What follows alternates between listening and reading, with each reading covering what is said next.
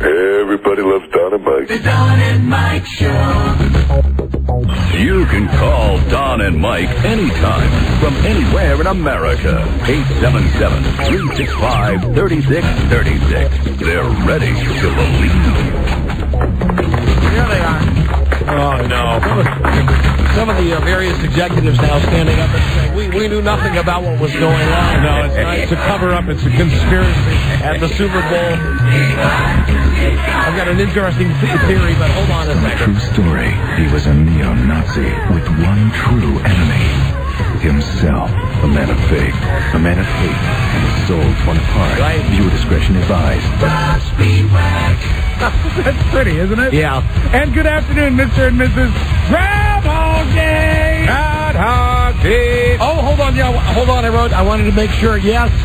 Oh, first, everybody, you should have said rabbit, rabbit, rabbit yesterday, but you're on your own for that one. Is this Groundhog Day? Yes, it is. And today they had the annual ceremony. Janet Jackson saw her right breast. Yes. 6 more weeks away. Thank you. I wrote that one myself. Very good. Very clever, boys. Thank you. They would like to apologize in advance for any wardrobe malfunctions. Don Geronimo and Mike O'Mara. Thank you. Thank you. Thank you. Hi. Listen to the Don and Mike Show. It is what is on your radio right now. And it's 020204 Monday. Hi, Don and Mike. Buzz Burbank here. Howdy, Buzz. Hi. We're back. We're back from the Super Bowl. Made it back from Houston.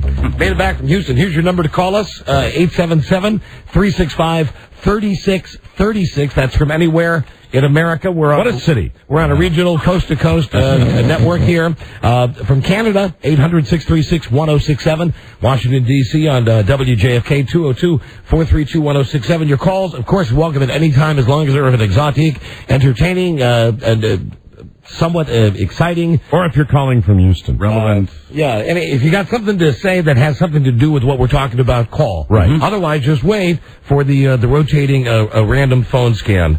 I got so much. I had such a weekend at the Super Bowl. Actually spent time with a real-life Hollywood celebrity. A megastar. Wow. A real one, a big one, and then we've got the game, and we've got the This stuff, is the big one? the stuff that happened at the Super Bowl, and listen, first... Our luxury dinner together? First, let's just get to this right here. Yeah.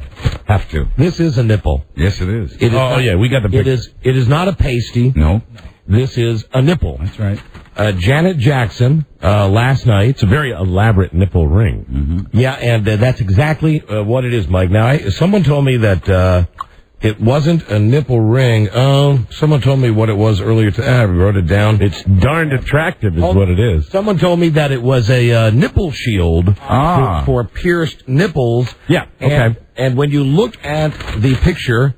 And you go to MTV or any of the sites that still have the picture up, you see what Justin Timberlake has pulled aside. Well, it's darn pretty is what it is. Shows a big, beautiful, chocolate brown breast with a gigantic areola, a silver dollar-sized areola. Right. And the nipple shield in the shape of like a solstice thing, a sun. Mm-hmm. Yes, and it is all nipple that is showing through, and you can actually, if you have the picture, Buzz, why don't you explain It's a lovely nipple. How you do this, how you click on, it was like very much like CSI watching Buzz with this picture. You click on and click on and click on. Yeah, just kept zooming in and blowing it up bigger and bigger, and we got a very, very close look at Janet's nipple, and as Mike described, it's a sun, right? But there's a hole in the middle of it, and that hole fits very snugly around the nipple itself. Obviously custom-made jewelry. The rays of the sun covering up most of the areola. And the picture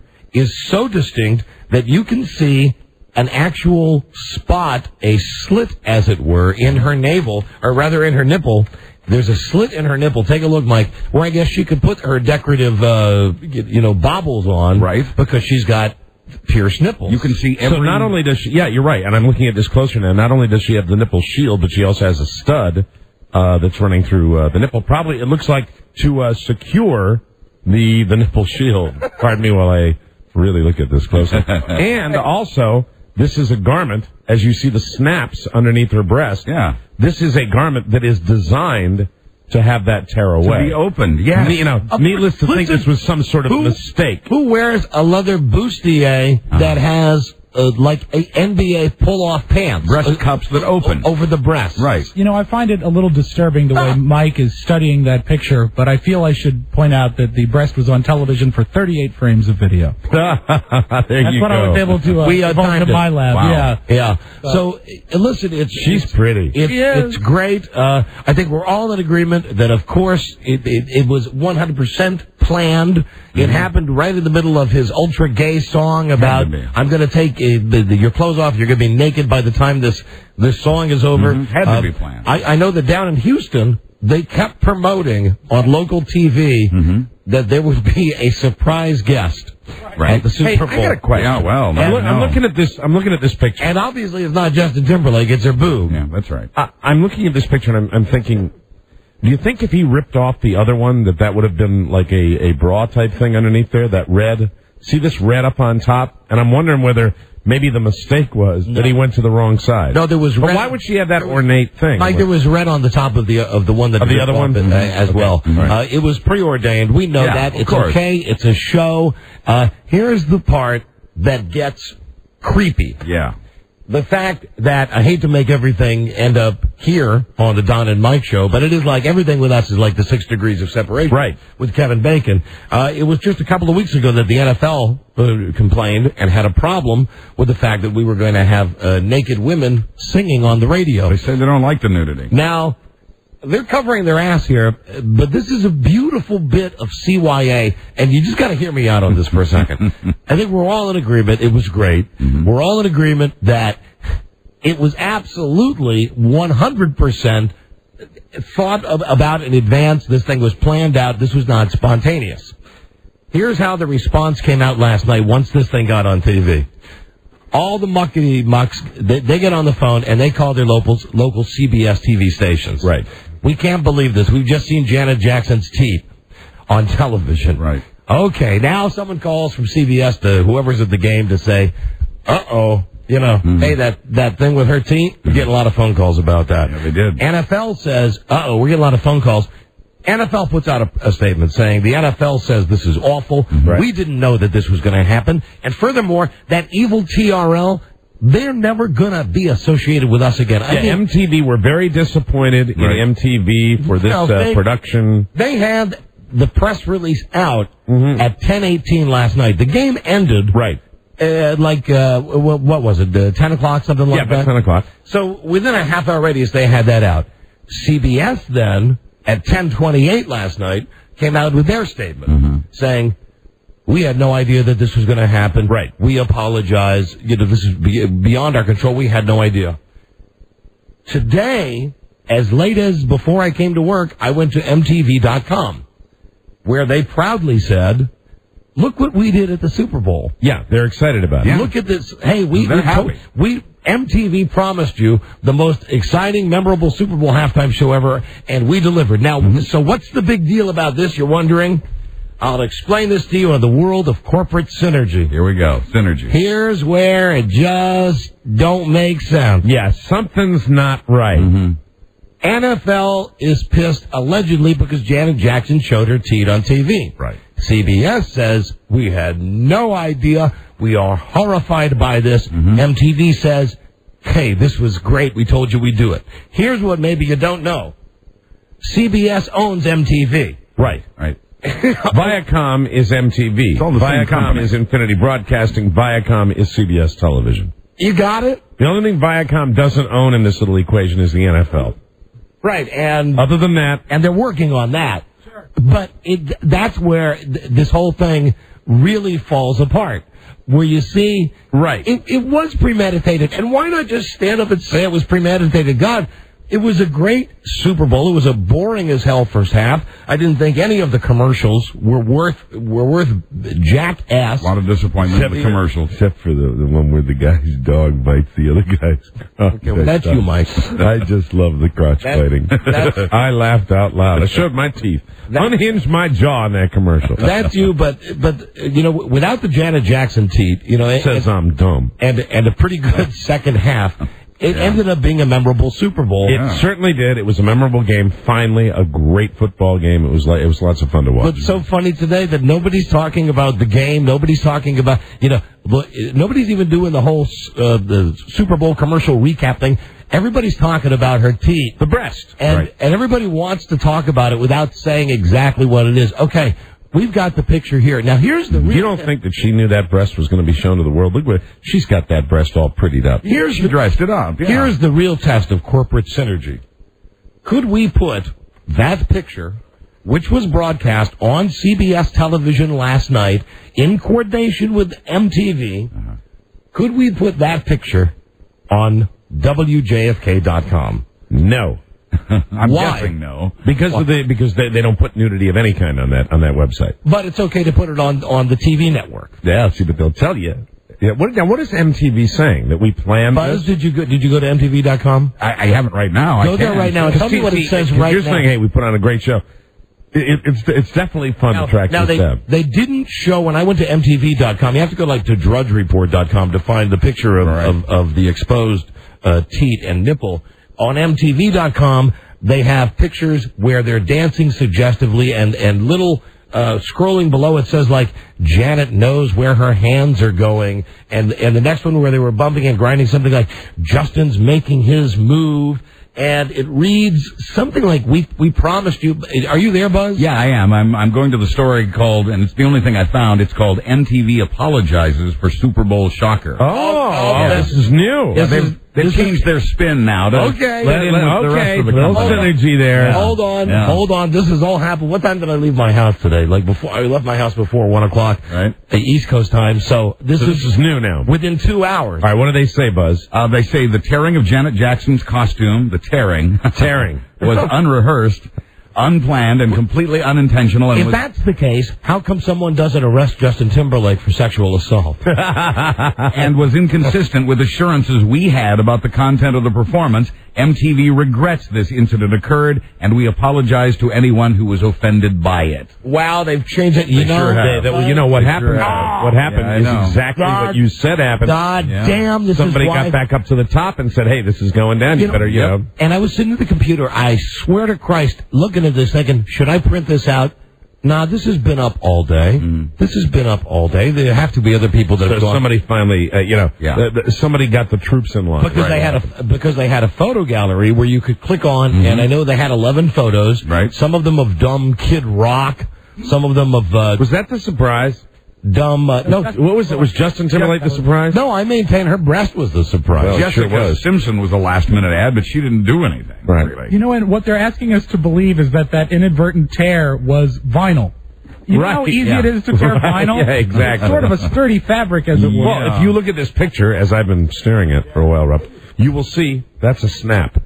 That's a snap right there. Don, you've seen that too. Yeah. That's a snap right in it. That's a tear away. It was made to come off. Breakaway clothing with a decorated nipple. That was no accident. Right. Listen, why don't we all just celebrate the fact that they got one over on everybody? Good for everybody. CBS should be celebrating this. Are we supposed to believe that now this goes down to Justin and Janet, that they arranged this and didn't tell anybody? Is that what they're all spinning this now to be? Here's the thing. I've never gotten... Justin's issued an apology, sort of. It's lame, but he's apologizing. Nothing from Janet. Here's why it doesn't hurt them. Yeah, it doesn't hurt them at all. Never will. He's the white Michael Jackson, except he doesn't touch kids, but he doesn't sell as many records as he used to, so it's good for him. And her... She's just probably trying to do anything to take attention away from the fact that her brother is a kid toucher. Yeah, maybe now that when you say it that way, I'm wondering maybe that's not the best way to do that. Maybe not the best way. Probably not the best. But you know what? You know what? She's not sold as many records as she used to either. And she's got a new CD coming out. It doesn't hurt either one of them. It doesn't. But someday, this is the type of thing you'll never know what the real story is. Right. You can theorize all day long. We know the story. That it was planned in Somebody advance. planned it, yeah. And now it's that whole... Yeah, but I'm just saying, nobody will ever come out and admit that. Right. Well, maybe somebody will at some point. That'd be Hopefully. nice. That'd be nice. Yeah. Somebody 60 years old. If somebody, 40 years from now is like, yeah, we did it. It was all by design. If there's anybody out there that happened to be on MTV.com, anything, even this morning, 2 hours ago, if you saw it and wrote it down or saw it transcribed, you got to call in with the verbiage because... And then, of course, the streaker that wasn't televised. Yeah, so, some guy in a thong. Now, why wouldn't you at least give us a shot of him? Because the British own that. The British like that. They show the guy on British television. They do. They don't show it on American television. And it sounded to me, from what I read about it, well, Charlie was there. He saw it. It sounded to me as though... this guy did that similar type of thing that British guy does, which is funny as hell. He does it a lot. He stood on the field, he did a little like goofy dance, promoting wearing a G-string, promoting a website. Oh, really? Yeah. And you see, what's funny is they won't show that, but they will show Greg Gumbel about to burst his jacket open. That's not right. You've always hated Greg Gumbel, Rob. No, he's hated me. And you know, the whole here's the thought: Aerosmith is great. I thought they're they're fantastic. They're still fantastic. I thought that Steven Tyler, just his vocals on Dream On were better than I'd heard in a long time. And I will tell you, it looks like Steven Tyler finally maybe took a little trip to the surgeon. A lot of people were saying that last night. You not know? Yeah, it really looks like, he was a little craggy. He always looks good for a guy that age and still rocking, but I'll tell you right now, it looks like he went and got well, at first I looked at him and some work done. My first thought was, oh God, they're wearing like NSYNC uniforms. But then I realized that it was like some NASA tribute thing that they were doing, and then once they started to play, it was good, and Dream On was good, and it was the best music to video. I mean, music to picture ratio that I've ever heard. Then you got the halftime show, and aside from Janet Jackson's teeth, I didn't know if they were singing or lip syncing. Looked like lip syncing. What was P. Diddy doing out there? Doesn't he make clothes now? Yeah, well, he does a little of everything. He's not a song maker anymore. He's a triple threat, Don. I have a theory, and I think you all, after spending some time in Houston, will agree. There are 5 P. Diddies. And they're everywhere you look. And if you watch the Houston show... Rob, stop that. You are stereotyping. Get out of here. You're saying that all the time. Everywhere you go, you say, that man looks like Sean Combs. Yes, absolutely. Diddy helpers like Santa. The guy that I still can't figure is Kid Rock. Now... And I had this discussion. Figure in what? In general? Why he's where he is? Yeah. Frida said to me last night, do you know any Kid Rock songs? And I said, hold on a second. And he did like 30 seconds of that one. I'm a cowboy. And I said to her, you know that one, don't you? I know that duet he does with Sheryl Crow. I like that. That's what I said to Frida. I said, what he's done is, I guess I admire him, that he appears to be someone who has no negligible talent whatsoever. Yet he's managed to... He's seriously fugly, but chicks seem to dig his style. He's the pitch guy for the beer that sponsors the NFL, so he's in all those commercials. He's ingratiated that way. Then he does the song with Sheryl Crow. He's a professional celebrity. Then he also does a song with a rapper. Right. And then he does a song with a country singer. Yep. So it's like he doesn't do any real... He did that one song, and anyway, what the hell is he doing there? Why is he anywhere, there? for that matter. I agree. Yeah. But, I'll tell you why he's where he is. Because guys don't like him, women do. I don't get it. I don't get it either, but women dig him. Teach us. I don't understand. Hold on. Here's a guy who says you can get the MTV website back to the way it was. How could that possibly be? Rick. Hey, Rick, how could you get MTV.com back the way it was? Well, actually, the website that you guys went to, what you were looking at, there's a history of where you went to and the website that you were on. Oh, so I have to do it on my computer. Yeah, unfortunately, yeah. But if you go back on your computer, you should be able to go onto the website, and you should be able to go in your history. Print out their statement, and that would be interesting tomorrow. If you great. Maybe I could do it today. Maybe I'll have my wife do it, and that'd be great. And fax it in today. See what they were saying earlier today. Yeah, because I've done it before, where I've gone back to websites that it shows the website that you were on. It shows the articles and everything like that. All right, thank you, my friend. Hey, good. There you go. Hold on.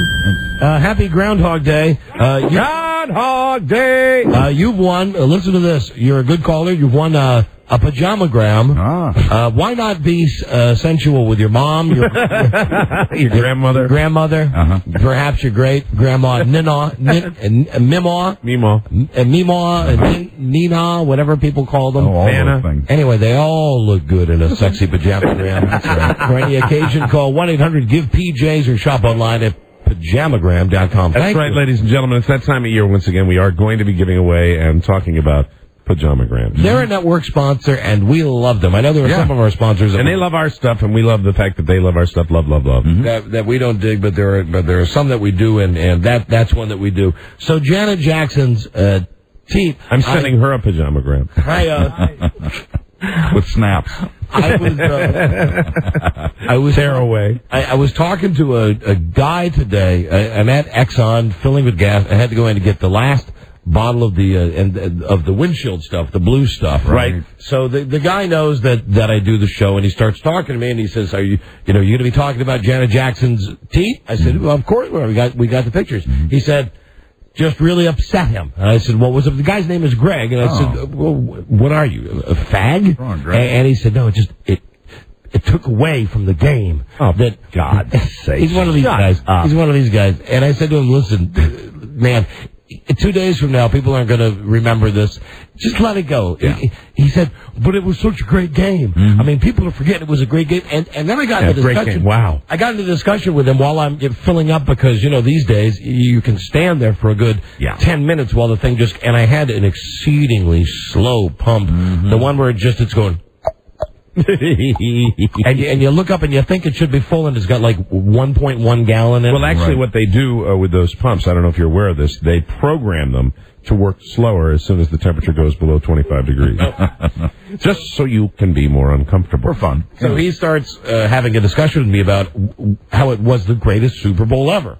And I said, well, all of that is debatable, and everybody, opinions are like a-holes, everybody has one. I said, I tell you this, for about the first quarter and a half, I'd say it was the worst game I ever saw. No score, no nothing. I think if you live anywhere besides New England or Carolina, I was with a very large group of people, and it was just, it was there was no energy in that game. Outside of your love for that one commercial, I couldn't find one. The commercial sucked in general. I really. Yeah. And you know why I laughed at that one? Because it was what I didn't expect was that would be the only one I would laugh at. And it was the very first commercial. I said, hey, if this is the starting point, then it's going to be A-okay, because it kind of caught me by surprise. Right. And then they just said, what was the deal with the Cadillac, like underwater or something like that? And then they had the one where you saw the guy drive and you thought something's wrong with your TV because you got no sound, and then 15 seconds later they gave you the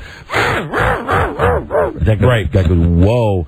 The first time that happened, I thought my TV was broken. Wow. I really did. I liked the Homer Simpson one. I tell you, the pregame show that was all Nance. Oh.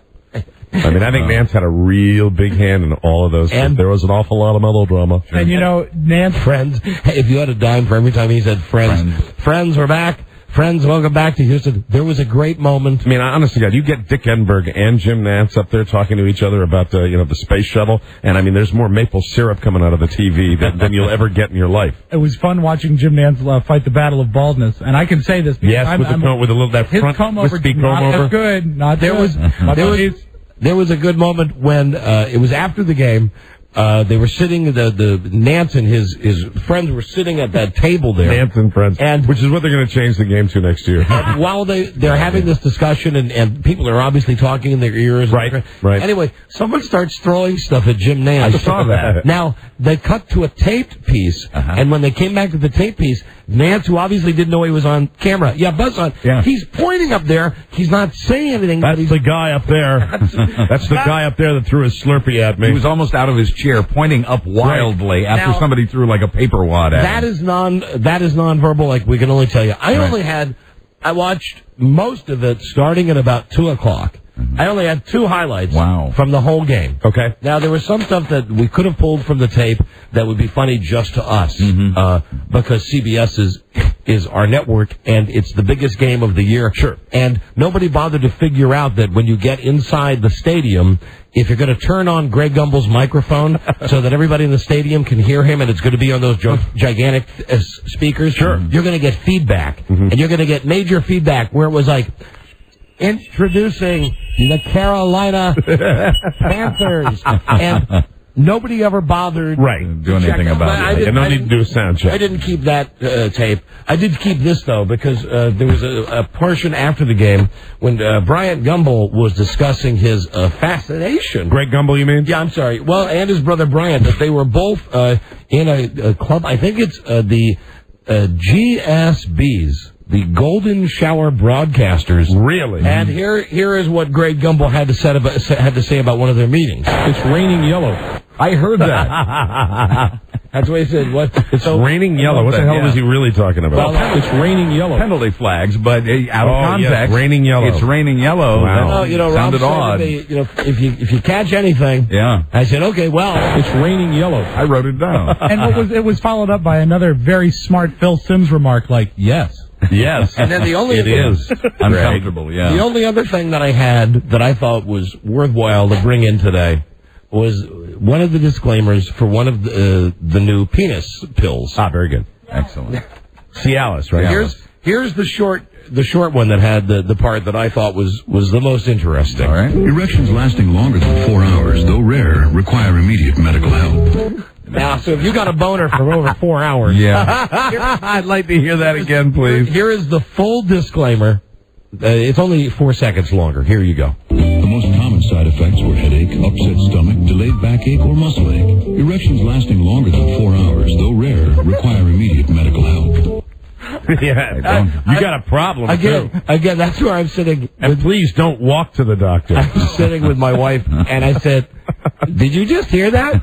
They just said if you had a stiffy for 4 hours, you should go to the doctor." Yes. Well, no S. You should either rub one out or get to the doctor right away. I don't mind the throbbing, but I don't like the aching. If you're walking around with wood. Erections lasting longer than 4 hours, though rare, require immediate medical help. So are they saying that it's raining yellow?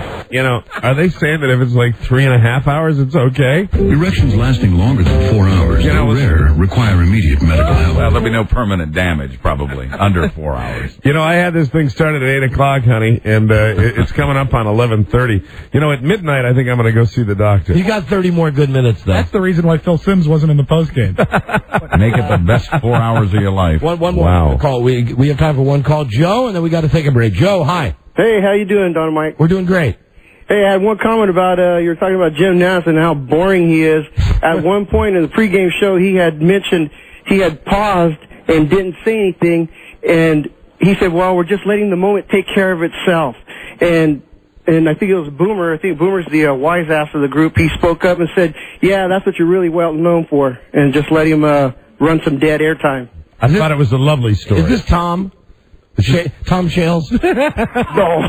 This is not Tom Shales, noted television critic? Love your work in the post. That's wonderful. Thanks so much. Bye. Thanks. Thanks, Tom. Bye-bye. He had said that there was a pause, and then he said the thing to say. And what? Hey, how about your whatnot boy, though? It's raining yellow. The quarterback for the Panthers? Jake Delhomme. I heard him today, and he had another whatnot. We're upset and whatnot. He had 4 or 5 at the post game. He does whatnot. You were so right on when you said that because he did it 50 times yesterday. We're coming down the field, and 9 times out of 10, Steven will make a run, or Musamman will make or whatnot, and we get down by the end zone, and we've got 4 or 5 basic plays, but most of them are run with Steven and whatnot. He says whatnot more than anybody. They would have won that Super Bowl if he hadn't said whatnot. It's raining yellow. Very un-Brady-like. We'll be right back, everybody. This is the Don and Mike Show.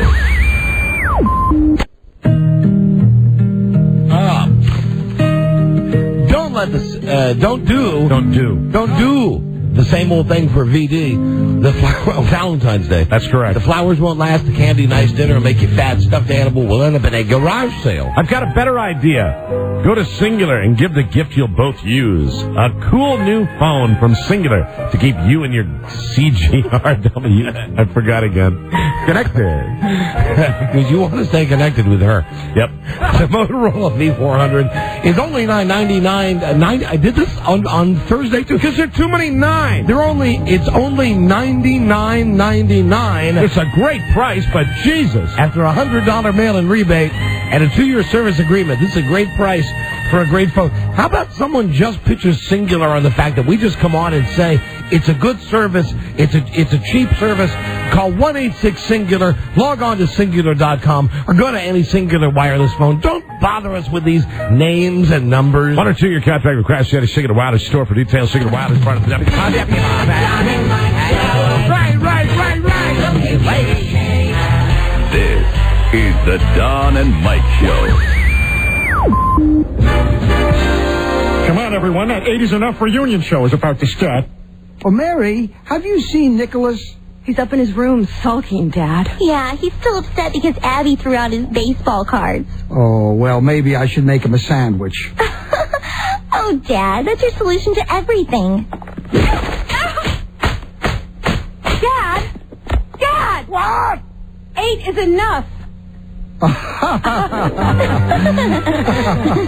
know, I love you girls. Yeah, hello, Rob. It's Dick Van Patten. I get back next Saturday night. So I see you'll be here Sunday, the 19th, I guess, right? The 20th. So I guess I could see you guys then on the 20th, because I have to leave again on Monday. Okay, let me know how we can work this out. I go back to Salt Lake City tomorrow, but I'll be home today. Bye-bye now. The Don and Mike Show. No stinky poon. The Don and Mike Show. Right. And we got some Janet Jackson here. There we go.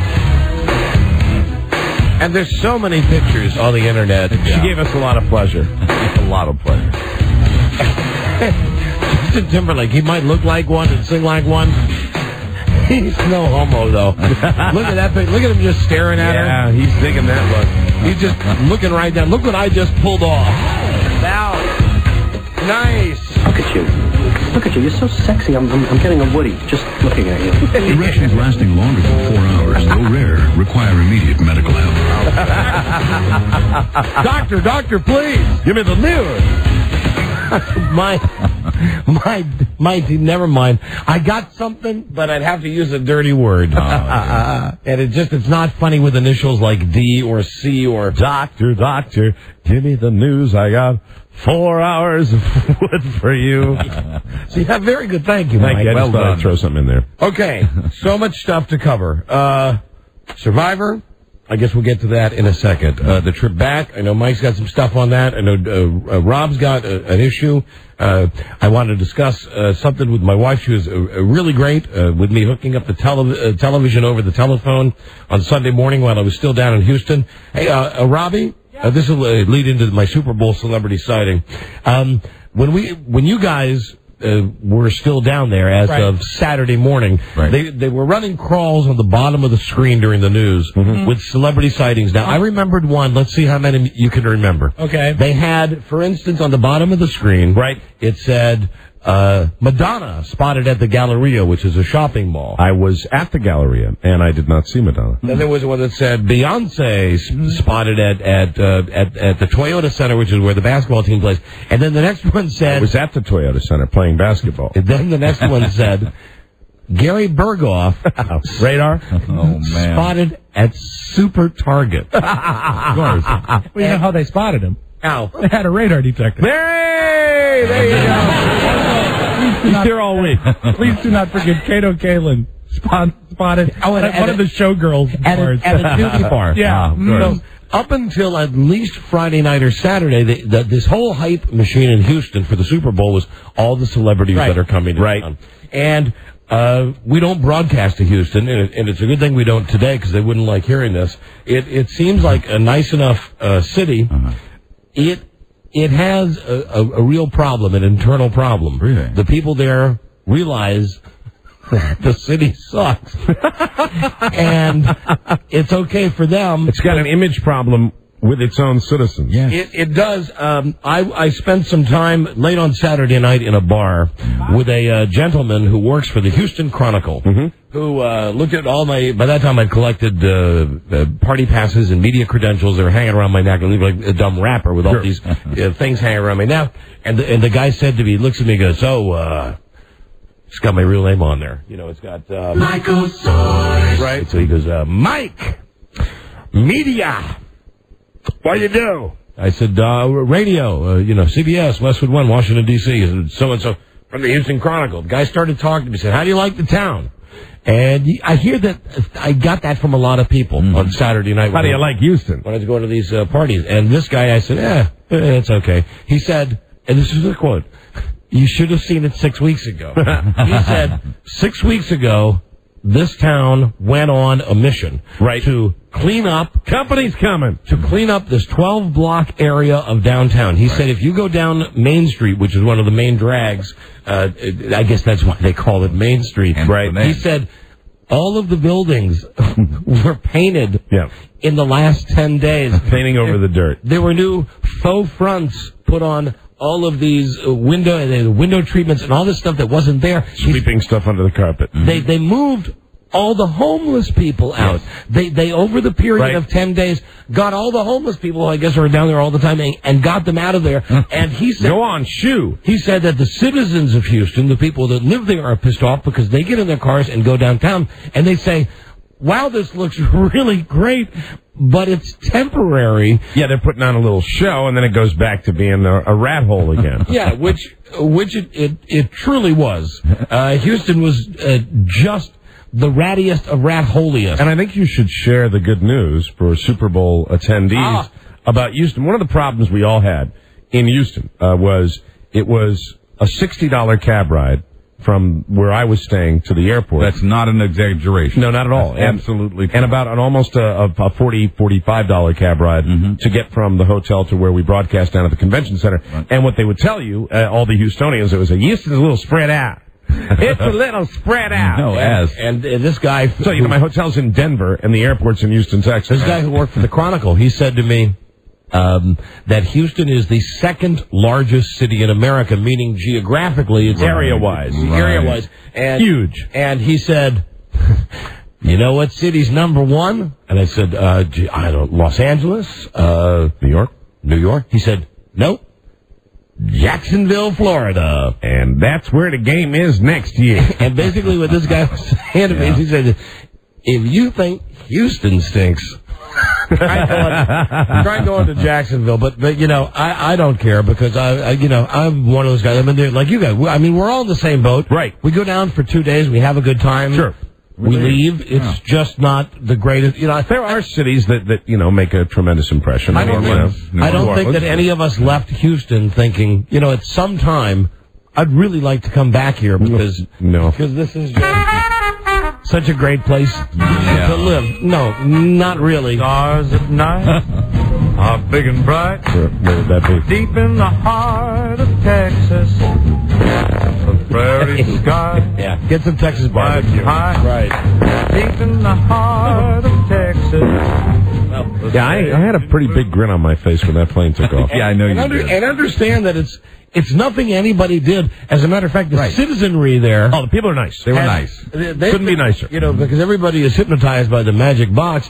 All the TV stations, it's like, besides whatever's going on with planes being grounded because of security threats, and they even had an Amber Alert in Houston on Saturday where there was a local kid that had been abducted, but they didn't even get to that until like the fifth or sixth story, because the first part was, and don't forget, howdy neighbor, when you leave the house today, remember, you're going to be making impression on everybody because the eyes of the world... Company's coming. The eyes of the world are in Houston, Texas. Yeah, they took it seriously, and I think they did the best they could. They made the effort. They did, Mike, that's the best way to put it. They did the best they could. They did the best that they could. Now, having said... Good steak. And we had a good meal. Yeah, did we not have a good meal? Yes, we did. We had a good meal. After the show on Friday, yeah. But no amount of first impressions can really make up for the people from all across America that make the trip to stand in hotel lobbies. Yes. Which is the biggest hobby down there. Yeah, and I think really it's a wonderful thing, and I think there are people that are listening to us right now that will say, hey, you guys were down there for the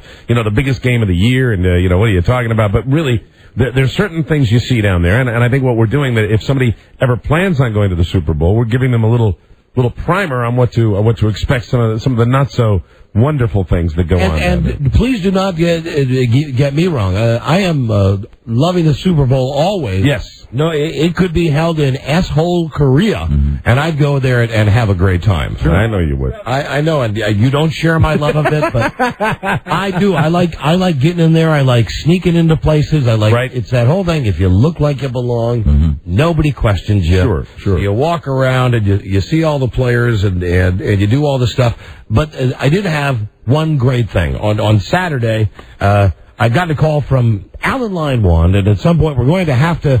Maybe not today, but give him the inquisition about why he was staying at the Four Seasons Hotel, which is just astonishing.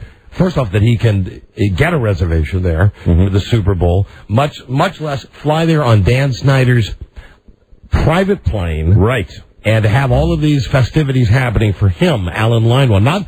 And I'm not saying that we should get that treatment. No. I'm just questioning why a man of limited intelligence, why a man of limited personality, a man of limited business skills ends up on this plane, stays at a classy hotel.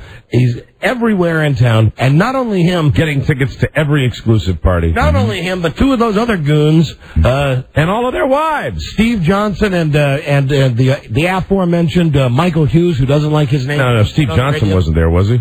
No, I'm sorry. It was the general, Jeff Hedges, right? So we'll have to get him at some point on exactly how he got the sweet deal. Right. I mean, our deal was fine. We're not complaining about our deal. No, we understand. It's just there's no reason that Alan Leinwand should get the treatment. It's not fair. What's up with that? His treatment. They just cheated us. His treatment that he got was something like Beyonce Knowles would get. Yes, he got treated like an owner. You fly in on a private plane. You stay at the finest hotel. So anyway, you're wined, you're dined, and you don't pay for a thing. On Friday night, when we all got together to have dinner, I called Alan. Dinner which we paid for. They'll reimburse us, but they'll reimburse us 13 years from now. I called Alan, and I thought, listen, with all this talk about Houston, I do love being at the Super Bowl. I really do. And I thought we had a really good, fun show on Friday. Yeah, we did. Because I love that environment. I love being in there, and everybody was having a good time. And Alan was, just the fact that he was there somehow, for all of us, was like, oh, now what's he doing here? Yes. Especially what's he doing here, like on a fancy guy's dime. I don't get it. I mean, unless he's done like a Modell thing, like I did. And I have to thank certain members of the Baltimore Ravens who really, now that's a first class operation, right? They really helped me cut some corners down in Houston. They did, and actually helped us all out. I do want to. Yes, they did. Buzz. They did. Yeah, because Don got a new room. Everybody, you guys didn't have to room together. Yes, Rob and I didn't have to sleep. And Rob stayed at my hotel. Licking our toes. That's another part of this that's just nutty. When you think of the fact that Leinwand went down on Snyder's plane on a private jet, took a limo from the airport to the fancy hotel, right? While we flew late night, commercial, the way normal people fly, but the company wouldn't even allow Buzz and Rob separate hotel rooms. No, they bunked with each other. The deal is that they would stay in a room with each other, but Ravens came through. You guys have done that before, haven't you? We have, and really, it's no problem. It's no problem. Only, even if you get your king bed, just a little weird. Ravens came. No double beds for you guys. came through for me with a bunch of stuff, and I appreciate it, and I was able to, offer my room then to and I'd like Rob to thank, or Buzz. I'd like to thank nobody. Yeah. So here's a dick from anybody for anything. Come on. I didn't. I mean, I was down there and I got a $60 cab ride and a $60 cab ride here and a $60 cab. I think I spent like 5 hours in goddamn cabs the whole time I was in Houston. You got a complimentary wake-up call on Saturday morning. Yeah, thank you for that. I appreciate that. Thank you, Rob. I do appreciate that. Now, hold on. I want to share your hatred. Yes. But you're going to have to allow me to be happy for you had a better weekend because than I had even with not staying at the greatest hotel, and thank you for the Ravens for moving me up to the not as bad a hotel as you guys were in. Right.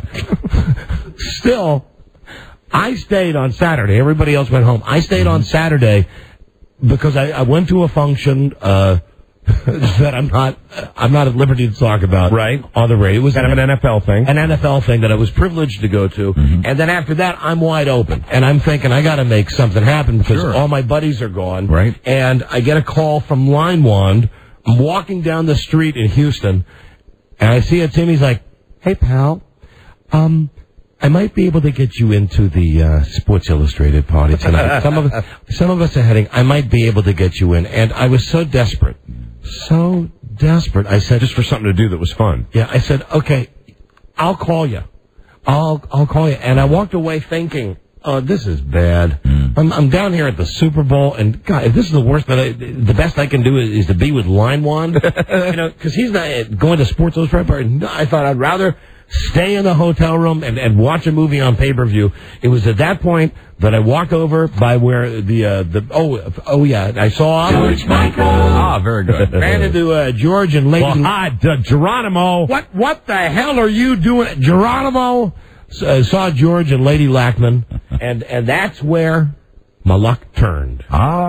That's exactly where I turned on to Lucky Street. You were a lucky man on Saturday night. Because I met George, I saw George, and then while George was walking away, we were in front of this hotel with all these people. Some other guy said, "Hey, George," and then all of a sudden I heard a guy say, "Hey, Don." And I turned around because that's my name. Yeah. And you recognized it. And it was a guy, and he recognized me, and it was a friend of mine from Chicago who worked in radio in Houston. Right. He works at radio station Kirby, KRBE. Yes. 104 FM in Houston.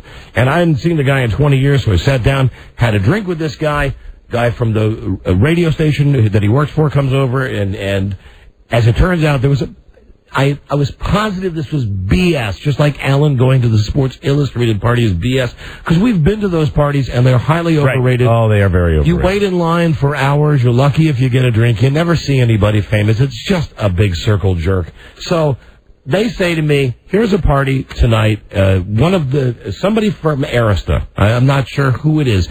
Missy, Little Kim, Romeo. Somebody's going to be there." Okay. But anyway, a bunch of celebrities. Here's a ticket. What's it, a record company party? No, the record company had an artist that was going to be at this celebrity party. Okay. So the record company guy says to me, "Well, here you go. Go ahead. If you're friends with Brant, go ahead." And I said, "Well, no, I don't want to go," because I thought it was a piece of crap. It's right. Because it says right on the top of the thing, piece of crap. 104 KRBE, and it says like a local radio thing. Yeah, and it says VIP. And I looked at it, and I looked at my friend, and I just leaned over and I said, "I don't want to be embarrassing, but this is crap." And he said, "No, I swear to God to you, this is not crap. This is like a tough ticket. You can't buy this ticket." Right. So I said, "Okay, thanks very much." Left, went to my hotel. Did you intend to go? Did you intend to go? All right. I had. What was my option? Yeah. Okay. I'd either stay in my room and watch Runaway Jury. Alan had done what he always does. He'd let you down. Yeah, although I left it with him saying, if I'm really that desperate, I'll call you. And I wasn't going to make that call. Right. Never got that desperate. So I get in the cab. So it's this party or an evening of room service. I say, get to this, give me to, and I wrote down this place, Club M. Now, this is nothing that I had heard of. This was not any big, like, Maxim or Sports Illustrated party. Right. When the guy pulled up in front of this place, there was a line of 200 people who wanted just to get in. And I thought right away, yeah, it looks like a CF already. I'm screwed. I'm like way overdressed, wearing the fancy clothes that Frida got me to wear to the Super Bowl so I can pretend like I'm one of the people that belongs there. And I'm going to walk up with this goddamn radio station thing, and I'm going to be put probably where there's a free keg of beer or something. And it was with my absolute utmost amazement when I walked in and showed the guy the pass, and there was a velvet rope. And they let you in. And he did unhinge the velvet rope and did lead me in. Now, at this club, if you paid to get into this club, and there were people that were waiting in line, I think they were selling tickets to get in, just to get into the club. Right. $700. Wow. But they were sold out. But there was still a line of people just as people left. And you had a VIP pass. So I had a VIP pass, and they had the quote-unquote celebrities in an area by themselves, and if you were one of the regular people like us, if you had paid $700 to get in, you wouldn't have seen them. No, you could have seen them, but you were, and this time I am being honest, about 50 yards away. Okay. The celebrities were all in a roped-off area. The celebrities that I saw and did not speak with, but walked past, or stood next to with Kurt Warner and his incredible alien wife, Brenda, who had with her mullet, blue junk in her hair that just looked horrible, awful.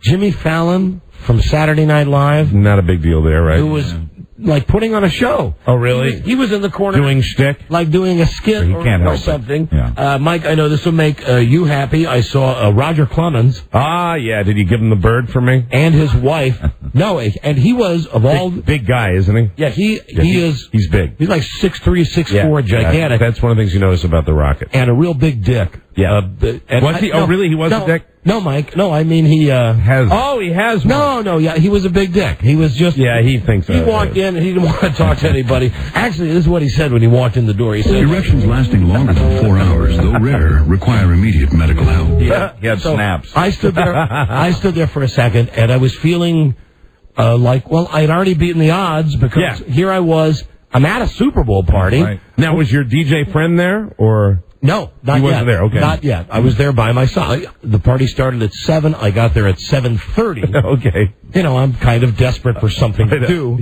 Fashionable. At least you can get there at 7:02. Yeah, I know, and it was with great restraint that I wasn't there at 7:02. Sure. I thought it's really technically it's 8:02 on your clock, so that's okay. I think I'm playing it cool by getting there at 7. Right. So, and some celebrities were there, but I'm not going to walk up and say hi to anybody because, frankly, I don't care about these people. So Jimmy Fallon. I go and I sit down at the bar. Okay. And I said, you could hear this resonate throughout Houston on Saturday night.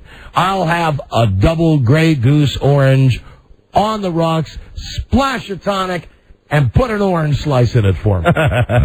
Right as I ordered that, I heard, "That's a good drink."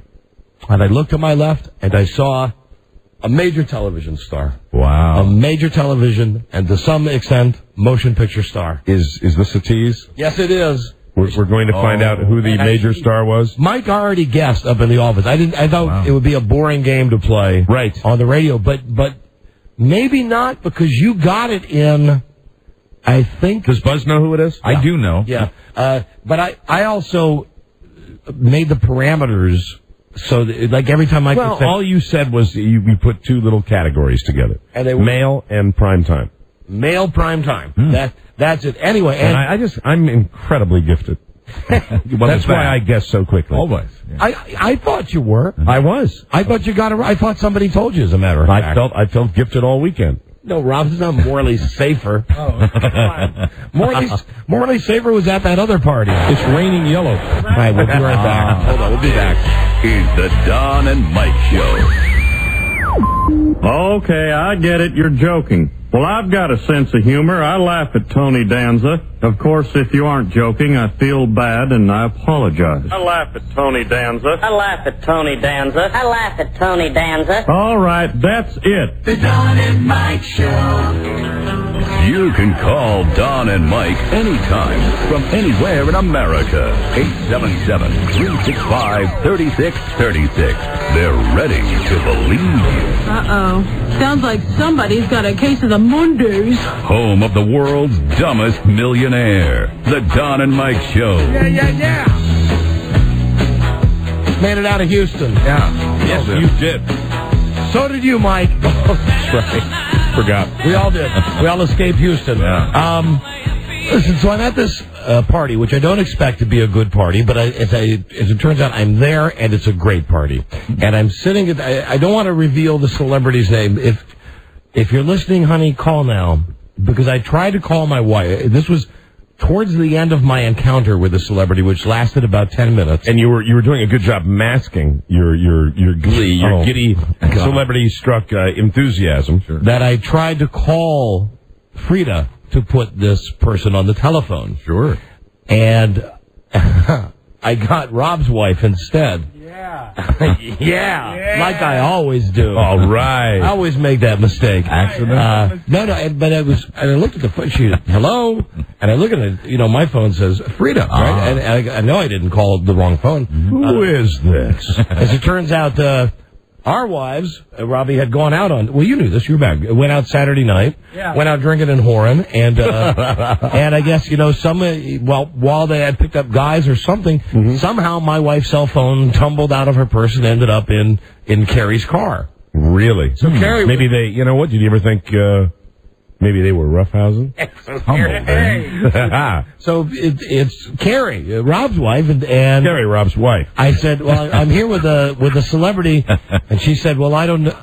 I got Frida's phone. I've got to go bring it back to her, blah, blah, blah, blah. And I said, okay, all right. And then I put the phone down, and the celebrity looked at me and said, what were you doing? Oh, hold on. This maybe this. Here she is. Hi, darling. Hi, my sweetheart. Hi, baby. Now. I have one question. Yes. It's a very sweet story, but I'm stuck on the fact that you mentioned a little bit earlier. What's that? How, it's like I have to pull teeth to get you to go out with me any night. And then when you're not... Baby, it's the Super Bowl. You don't know me at the Super Bowl. These guys will tell you. I'm a... bar with strangers, which I could not, on my deathbed, get you to go out with me. But you don't... bar with strangers. Darling, you don't know when it's different when you're somewhere else and you've got nothing to do. If you would ever... I've been with you on vacation when we've been somewhere else with nothing to do, and we just do nothing. But, baby, the Super Bowl, it's like there's big, gigantic, blown-up footballs everywhere. And really, and everywhere you look, it says Super Bowl, and everywhere you go, that's all they're talking about. You were kind of, I mean, we all were, but to get a free pass on this, you were kind of a party poop on Friday night because we were all tired, right? Yeah, right. You just went home. Went back to your hotel, yeah, right? Friday night, I just went and crashed because I was. You just don't want to go out when there's witnesses. When you're by yourself, you're after party. Okay, whatever your theory is. And here I was going to say something wonderful about you, besides the fact I tried to call the celebrity with you. As I told you on an episode last week, my wife had the floors redone, and I was crazy because all of my TV stuff had to be unplugged. So what a good wife I have, and I really mean this. Yesterday morning, 7 a.m., I'm still in Houston. She's back here. I'm so freaked out about the fact that the game's going to be on. Right. And you're not going to get your TV. Right. And because they had to take everything out of the room and unhook everything. All the wires. My wonderful wife is on the phone with me, and I'm walking her through enough to at least get it up and running. And she did it. She did it. And, a lot of it was just me jerry-rigging it and knowing where stuff is and saying, oh, no, don't put that cord in there. That cord goes in here. Anyway, you were great. We were on the phone for a half hour. I know what's important to my man. On Sunday morning, and it was very nice of you. The house was a mess. It looked like there was so much dust. It looked like I'm reading a book about Pompeii right after the volcano and all the ash. That's what the house looked like. Wow. But the TV was perfect when you got back, and that's all that I cared about. That's it. You're my girl. Thank you, baby. Oh, and sorry that you missed the celebrity. Don't say... I wouldn't. I'm glad I missed that call. That's embarrassing. What are you supposed to say to a celebrity on the phone? I just wanted to pass it over just to say you want to verify. You want somebody to acknowledge that you're having this moment, and you wanted to share it with the woman you love. Sure. It's nice to talk to you. I love your work. Yeah, and you would have said that. That would have been very embarrassing and very uncool. All right. Well, anyway. I think it's not uncool if you get on the phone with the celebrity and go, "You suck." Well, she wouldn't have done that. She wouldn't have done that because you like this guy. All right, baby. All right. All right. Love you. I love you too, sweetie, and I'm glad you looked handsome. Thank you for telling me you look good in your grown-up clothes, and you don't wear a jersey there. That would have been like the one appropriate place for you to wear a jersey. Yeah, she made me wear all my grown-up clothes, and I had to call her on Saturday when I was in the middle of going to all of these things. And I said, "Listen, thanks for making me buy grown-up clothes." When Don mentioned the celebrity to you, Frida, did you get excited then? I mean, are you excited about the celebrity he hung out with? I think it's a very neat story. Helen. See, she doesn't care. I don't sound a little condescending, do I? Mm-hmm. All right, bye, honey. See ya. Bye, sweetie. Bye. I'm afraid that very clever boys. She can't share my excitement. So anyway, here it is. I'm sitting at the bar and I order the drink, and the guy says that's a good one, and I look, and it's Matthew Perry. Oh, so it's Matthew Perry from Friends, and he is sitting. It's a small bar in the very back of this roped-off area that has a bunch of seats with sunken seats, a bunch of booths, so these people can all be in their private little areas. And he's sitting at the bar, and he's got his three guys that I think are his friends, his buddies. Right. So he's down there. So he looks at my media tag, which you're forced to wear wherever you go down there to get in somewhere. And unless you're on a major TV show. It's yeah, right. But all the schmucks like me are wearing this, and it's a big, gigantic thing. We all had to wear them. Yeah, they're huge. And it says right on it, Michael Source. It's got my real name. And also in very, not as big letters as the Super Bowl, but on the bottom of it, not good for game. Right. Yeah. Right. So it's the first time they've done that, which I thought is kind of a drag. Yeah, that hurt. But he looks over at me and he goes, "So, media, Mike Source, you're in the media." And I said, hey, and so are you. And then there was a moment, and then he said, so, where are you from? And I said, I'm from D.C. He said, what do you do? I said, I do a stupid little radio show. He said, hey, I used to do a stupid little TV show. These are all direct quotes from this guy. Yeah. And then he said, what do you think of Houston?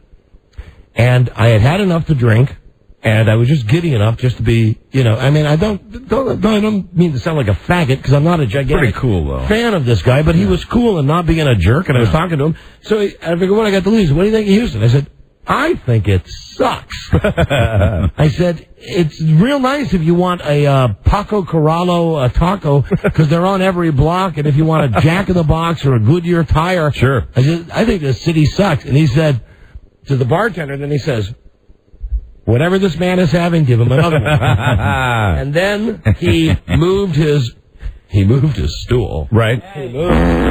He moved his stool. Right. Over so that he said to his friend, Brian, remember that, Brian, move over. So he moves over to sit down next to me and starts talking to me and says, so, what do you think? And I said, what do you think about what? What do you think about tonight? We're going to have a good time tonight? He was playing with me. Obviously, he's playing with me like I'm some schmuck fan, which I am. And then he said, is your show on in Los Angeles? And I said, no, and it will never be on in Los Angeles. and he said, well, and then he laughed. He said, I probably would. He went, and they went, ha ha ha ha ha. I'm lying. I wouldn't listen to your show. And then I said, well, that's pretty good, because up until like the last month, I've really not watched your show either. And he was cool with that. He said, oh, whatever. I said, now I know it's not you, but I like how you do it. Oh my God, you told me like Joey? Yeah, I did. What the hell? Oh, he laughed at me. Right. He laughed at me, and then he said, so, what do you do on your show? You just talk about, because I said, well, it's a lifestyle show. And I was getting into, he said, do you ever talk about friends? I said, yeah, we talk about it.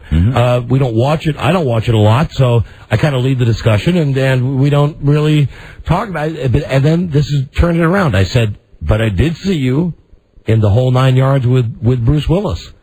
And this is true. I did see it. I think it's a funny movie. I said, there's that scene when you're running into the sliding glass door. I said, that's comedy. And then he said, you're essing me. You saw that movie? You liked it? I said, hell yes. He said, we made a sequel. I said, I think I had read that like 6 months ago. He said, it's tested so poorly that they pushed it back. It was supposed to be released between Thanksgiving and Christmas. Right. Then it was supposed to come out the first part of the year. Now it'll be out sometime when there's a lull in February or March or whatever. Something to look forward to. So he was pretty funny, and I saw the guy, his NBC liaison / security guy, Goon, was standing over his left shoulder. And I could see this guy. He had an earpiece in and was standing about 10 feet behind Matthew Perry. And I see him, Matthew Perry turns around, and I see the guy, the Goon, I see him point at me. Like, what he's inferring is he bothering you? Right. And Matthew Perry just goes like this. Doesn't think I see it. He just goes, he shrugs and goes, shakes his head no. Right. A little bit. So subtly. I turned to him, and when you put your arm around him, did the guard come any closer? No, what I did is I turned and I said to him, hey, thanks for shaking off the sign. And he laughed. Right. Then he really laughed. He said, you totally did not know that I was shaking off the sign. I said, that's your boy right back there. That's your Goon. I said, your Goon, I saw your Goon point at me, and then you said no, that it was okay. He's okay. And then he said, my Goon, hey, come here, Anthony. Yeah. And this guy who's like 8 feet tall comes over, and he goes, Anthony, my Goon, I'd like you to meet Mike. He's in the media. And the guy shakes my hand. The guy got like a gigantic hand, twice the size of my hands are like Macaulay Culkin's hands compared to this guy. And Matthew Perry was having a really good time busting my balls, saying, So he says you're a good guy. Take any offense at the fact that you called him a goon? No, because he was bought and paid for by Matthew Perry. So right. At one point, so he was a security guy. Yeah. When Matthew Perry was done, he said, "That's fine. You can leave us now." And the guy goes, "Yes, sir." And he just walks steps back, 10 feet away. Right. So then we had a second drink, and we talked about sports, and we talked about all kinds of stuff. And then I said to him, he got up to leave, and he said, "Well, Mike Source, it's been a pleasure meeting you." And I said, "I'm going to say this on my radio show on Monday. You're really not a dick." He said, "But you're a dick." And then his friends all laughed because that's what, what they're paid to do. Yeah, but also it was kind of funny because he was calling me a dick. And then I said, "You know what I should do? I really should probably give you the number of the radio show so that you can." And I said, "Nah, forget it. This would be like the thing when I was calling my wife." Right. I said, "I don't even know what the number to the radio show is." And he said, as he was walking away, he grabbed my hand, gave me put both hands on my hand and said, "And I want you to know, even if you gave me the number, I would absolutely never call your show." Wow. Said, "But it's been great seeing you." Right. Bye-bye. And I did manage some paparazzi guy came by. And got a picture? And I got a picture of me with him. Oh, good. Good. And Jimmy Fallon. So I guess I'll have that at some point in the future. Now, how long would you say that you and Matthew Perry spent together? The couple of drinks there. Buzz, I did time it. Yeah, of course. Of course you did. It's all about quantity. Sure. 10 minutes. 10 minutes with Matthew Perry. That's pretty 10 impressive. 10 quality minutes with Matthew Perry. And I guess I did okay. He didn't walk away. And I felt like a big shot. Cool. Because there were other people that were looking at me. You got to kind of pretend that it's not a big deal. But I was thinking that the people that were looking at me were thinking that I was like one of his schmuck friends who was obviously there just to suck his hind, which I was. And I pushed it at the very end when I. So you're saying you did do that and it tasted good? Yeah. And he got up to leave, and I said, "Where are you going now?" And funny, because he didn't say it meanly. He said it in a funny way. I said, "Where are you going now?" And he said, "Somewhere you'll never go." I said, "Where are you going?" He said, "Bye." Oh, that's funny. Wow. Took off and walked away. So he was just playful, but he was having a good time, and he was a nice guy. Yes, and not a dick. Not a dick at all, Matthew Perry. Good to hear. Didn't appear to be, and I had to check right away. I called, like I said, tried to call my wife. When you're in that situation, God, I'm such an idiot in that situation. I wanted to call everybody to say, "I'm here with Matthew Perry." Perry. What I did, and actually the move with Frida ended up being fine because he was talking to his friends for a second. So I picked up the phone to get my wife on the cell, and I go, "Hello," and the whole thing with Carrie, and I said, "Oh, well, I'm sitting here with." And he caught you? I said, "Yeah." I said, "I'm sitting here with Matthew Perry, but never mind." Click. And I hung up the phone, and he said, "Who is that?" I said, "I just called my wife." And he said, "Dude," it's a quote, "Dude, that is so pathetic. Like, what did you expect?" He said, "What did you expect that I would do?" I said, "I guess pick up the phone and say hi to my wife." Right. And he said, "I could be any guy. I could just be some drunk guy just saying hello. What's that gonna mean?" And that was a refreshing, and really funny attitude. Well, he knows that because he's probably been asked many times to do that. He's a funny guy. So anyway, that was that. That's pretty impressive. He is a big deal. And then at the very end, that was it. There was something else. Did you linger at the party after your new boyfriend left? Yes, I did. And for the longest time. And so you got a picture with Matthew Perry and Jimmy Fallon? Yes, because Jimmy Fallon was standing there, and there was a guy from NBC who said, "Let's get some shots of Matthew." Right. Some shots of his mother. Come on, let's get some shots, Matthew. Right. And then he said, "Hey, Mike from the media, come here, get your picture." So I didn't speak a word to Jimmy Fallon, but there's a picture making its way to me. And I hung out there for we'll look for you in the tabloids. For a couple hours, I hung out there. And listen, I know I sound like just like a schmuck, but it's cool. It is cool. Doesn't happen every day. Cool in this culture of celebrity that we all live in, it's fun to hang out with a celebrity. Cool to meet someone who's not a dick. And at one point, I did even say to him, "How is your show going to end? Can you tell me anything?" Right. Yeah. And he said, "I thought you didn't watch the show." I said, "Well, I watch it sometimes. How's it going to end?" He said, "Who cares?" And that was really his attitude. Right. Seemed to be carefree. Well, he's got all that money in the bank. Who cares? Why not? What the hell? But he was not there with a with a girl. Right. With a girl. With a girl, wasn't it? And he's kind of a ladies' man, right? Is he married?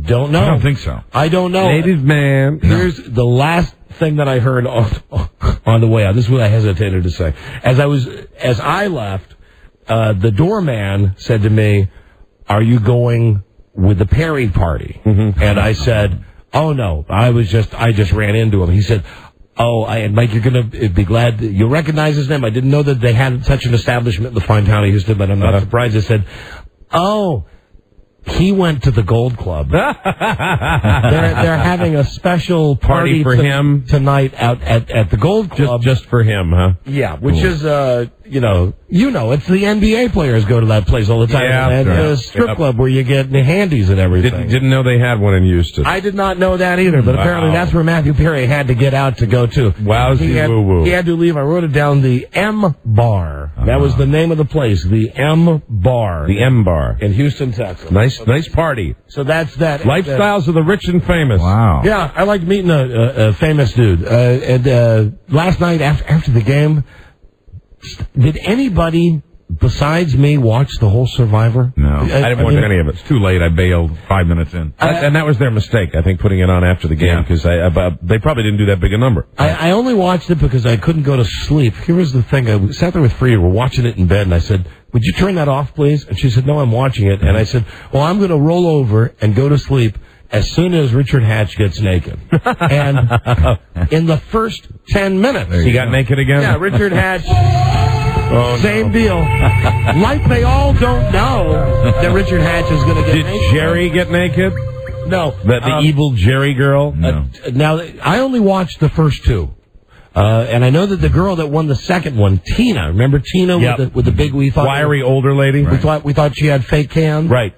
She was the first one booted off last night. Oh, she was? Yeah. And when I was discussing this morning with some people, I said it didn't do it for me because no matter what situation they put these people in, you know that if you're one of the people that won the contest and one of the... And how many of them have they done now? 8, 9, 100, 10 of them, something? 8 if you're one of the people that's won one of those before...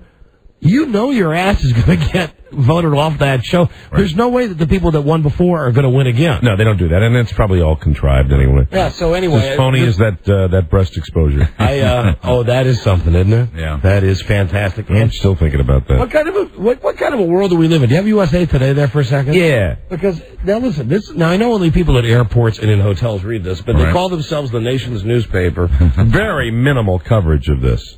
Of course. I couldn't find any coverage. Yeah, there's coverage. There's coverage in the I think in the sports section. In the sports section? Yeah. Wow. Yeah. Hold on, find it for me, because I thought I went through the whole thing where it's like Tagliabussi's team. There's Janet Jackson performing, doing in a warm up. I can't. Was it in the news part or the sports part?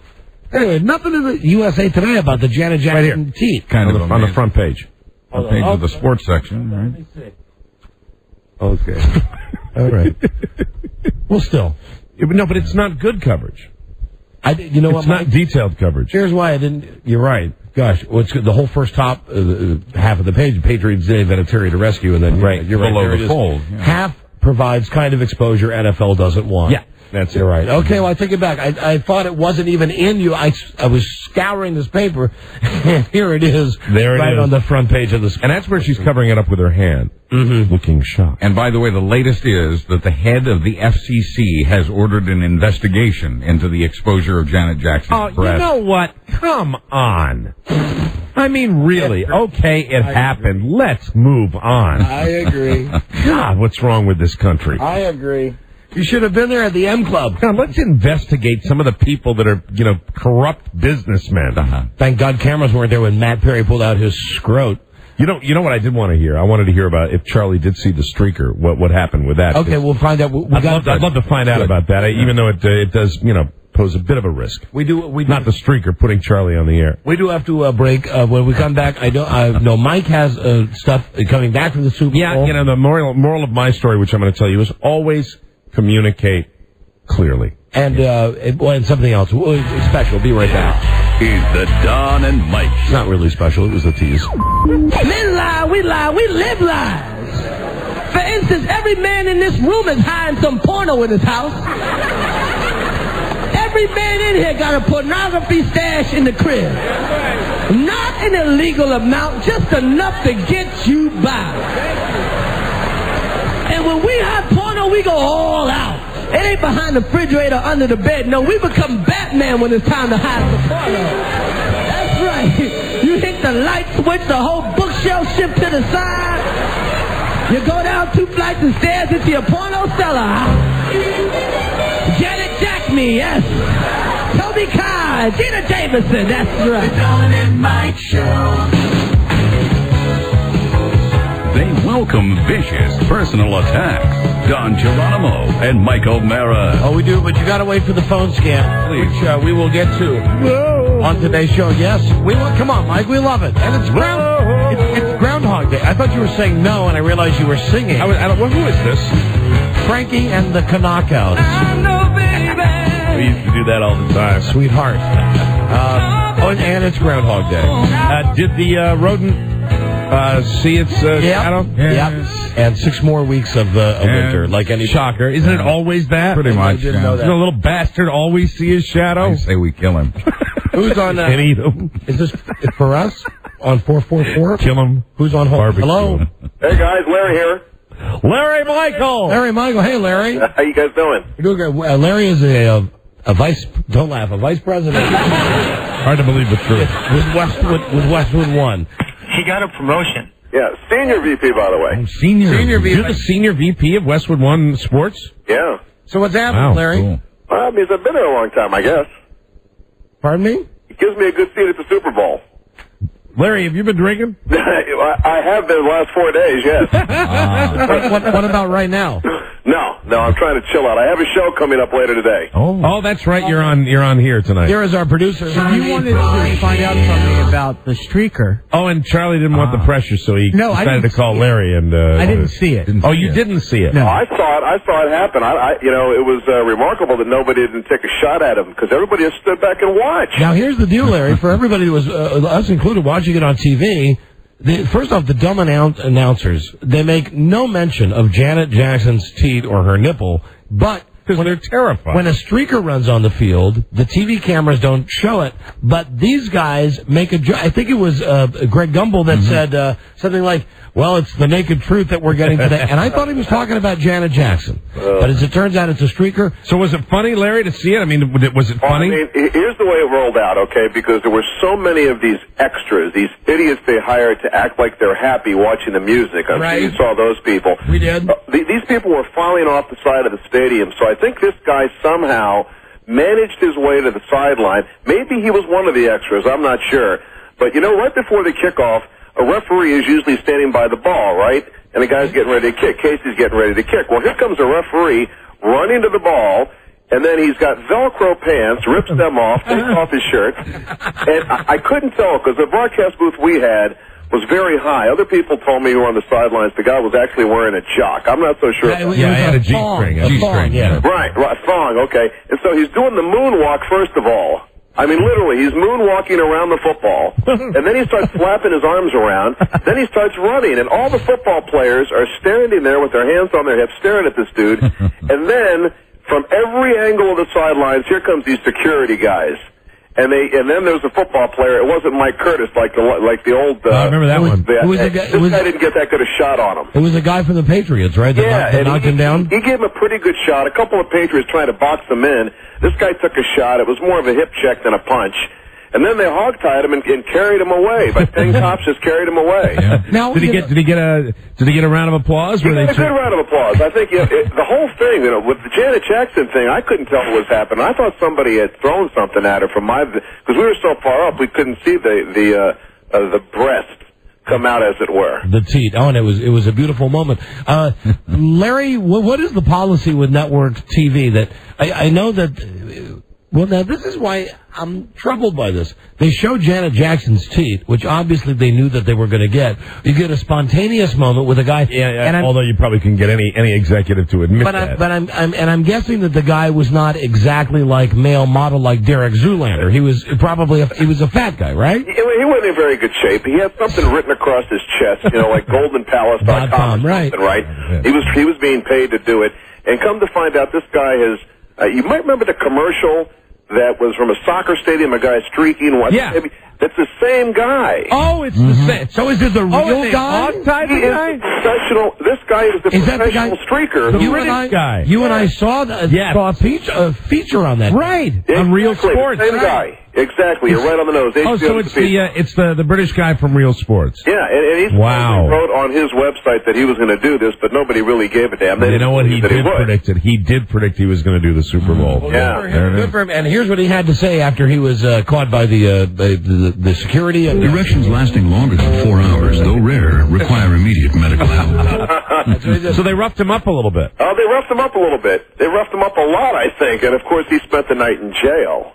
All right, but I'm still waiting to find out who the special guest was at halftime. Who was the special guest at halftime? It was either Justin Timberlake or Janet Jackson's boob, and I think it was Janet Jackson's boob. That's what it was. All right, thanks, Larry. See you tonight. All right, there he is, now a senior vice president. He just keeps moving up. Wow. The Westwood one. Pretty amazing. Larry Michael. All right, well, there's a guy who saw it. And now why not show us that on TV? You know, really. And that's a shame. It really is. And there has to be with it. He had a G-string on. I mean, he was just a guy in a bathing suit. You got 30 cameras. You know, you've got 4 or 5 angles. There's tape somewhere. Yeah, you mean you can't find an angle that wouldn't show the guy's whole butt? You know, I know it sounds stupid to say this, but I'm getting a little worried about us. But Mike, we're getting a little uptight. The thing is, if you put that on TV, you're encouraging people to act that way. The NFL to honor America and bilk us out of thousands and millions of dollars.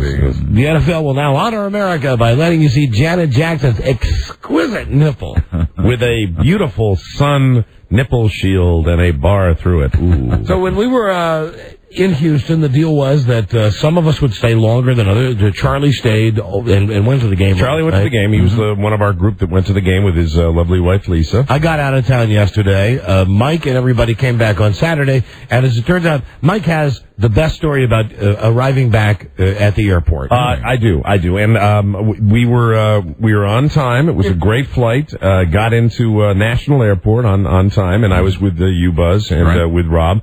And Buzz's lovely wife was at the airport to meet him, which I thought was really nice. Rob made a joke that he doesn't remember a time when Carrie has ever gotten out of the car to meet him at the airport, and she drives around, and he goes out and picks up. And my lady Carla was going to meet me at the airport, and so I don't think she had been to National, so I was looking around for her, and you guys both took off, and then I decided, well, I'll go upstairs to the next level and see if she's up there and see what happens. You know, as soon as I do that, the phone rings, and she said, what gate are you at? And we start this discussion, and I'm walking Carla through. I said, are you in the terminal? She said, yeah. I said, okay, well, I'm down in Terminal B, and what you want to do, I'm way down at the far end. And she said, okay, I'm going to walk down there right now. I said, do you see the signs for Terminal B? Now, this should have gotten me suspicious. She said, no, I don't see the sign for Terminal B. Well, that's where I am. Can you walk all the way down to where the security is? See, if you were that's married... That's where I am. I'm on Continental. If you were married to her? Yes. No offense? Yes. She's very nice, I'm sure. Of course, you've shielded her from me. I've not met her. But yes. If you're married to her... You'd be going to Terminal C. Well, it was connected to Terminal B. Okay. And so I get down there, and I'm on the phone with her, and I said, well, it's all the way down. She said, I don't see it. I'm not sure. And I said, well, let me walk down to the other side. So I basically walked from one end of the airport to the other end of the airport, and then I go up the stairs. And then I determine, I'm talking to her, and I said, you know what it is? It sounds to me like you're at the main terminal, which is the old part of the airport. It's got 2 sections. Mm-hmm. I said, what you have to do, I hate to tell you this, but you have to get in the car and come back over to the C and B terminals. That's where I am. I'm going to wait out on the street. I'm so wrapped up with trying to tell her where I am, and we're trying to coordinate, that I made this is one of actually 2 dumb things that I did. You're going to find out one later, but I put my bag down. I got a rolling carry-on, and I got a carry-on that goes over my shoulder.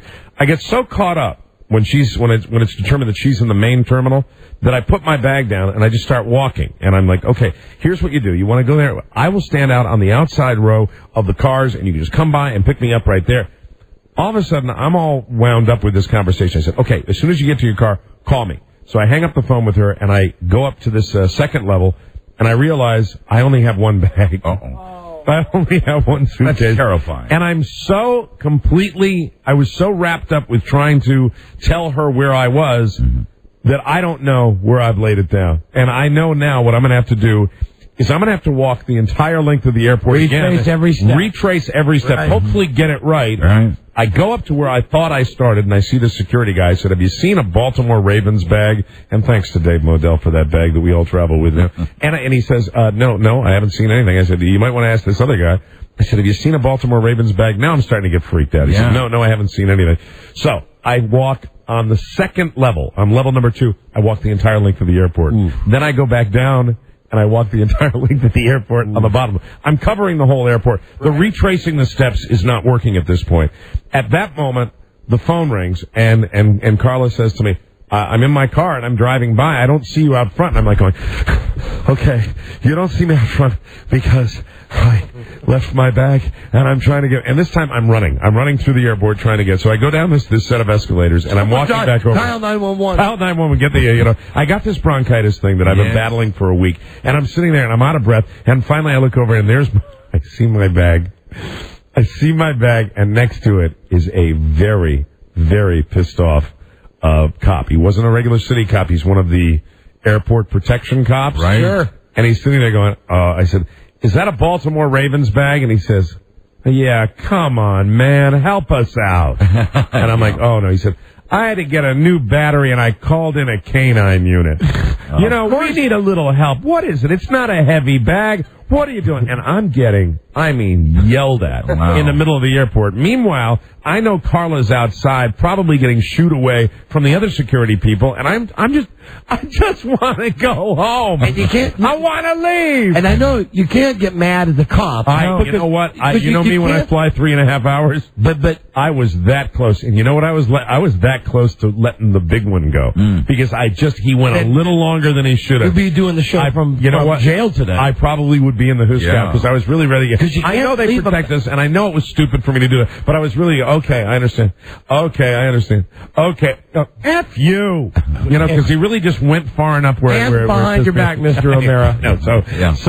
What I'm doing, the guy's still yelling, and I'm just walking away. And I said, sorry, I was giving somebody directions. You got motorist assistance right out there. You should have gone right to them. I said, well, it's not quite. Then I'm like, why am I going to argue with this guy? Right. I walk away, then I go out, and the phone rings again. It's Carla, and I said, did they move you past? She said, no, I'm out here.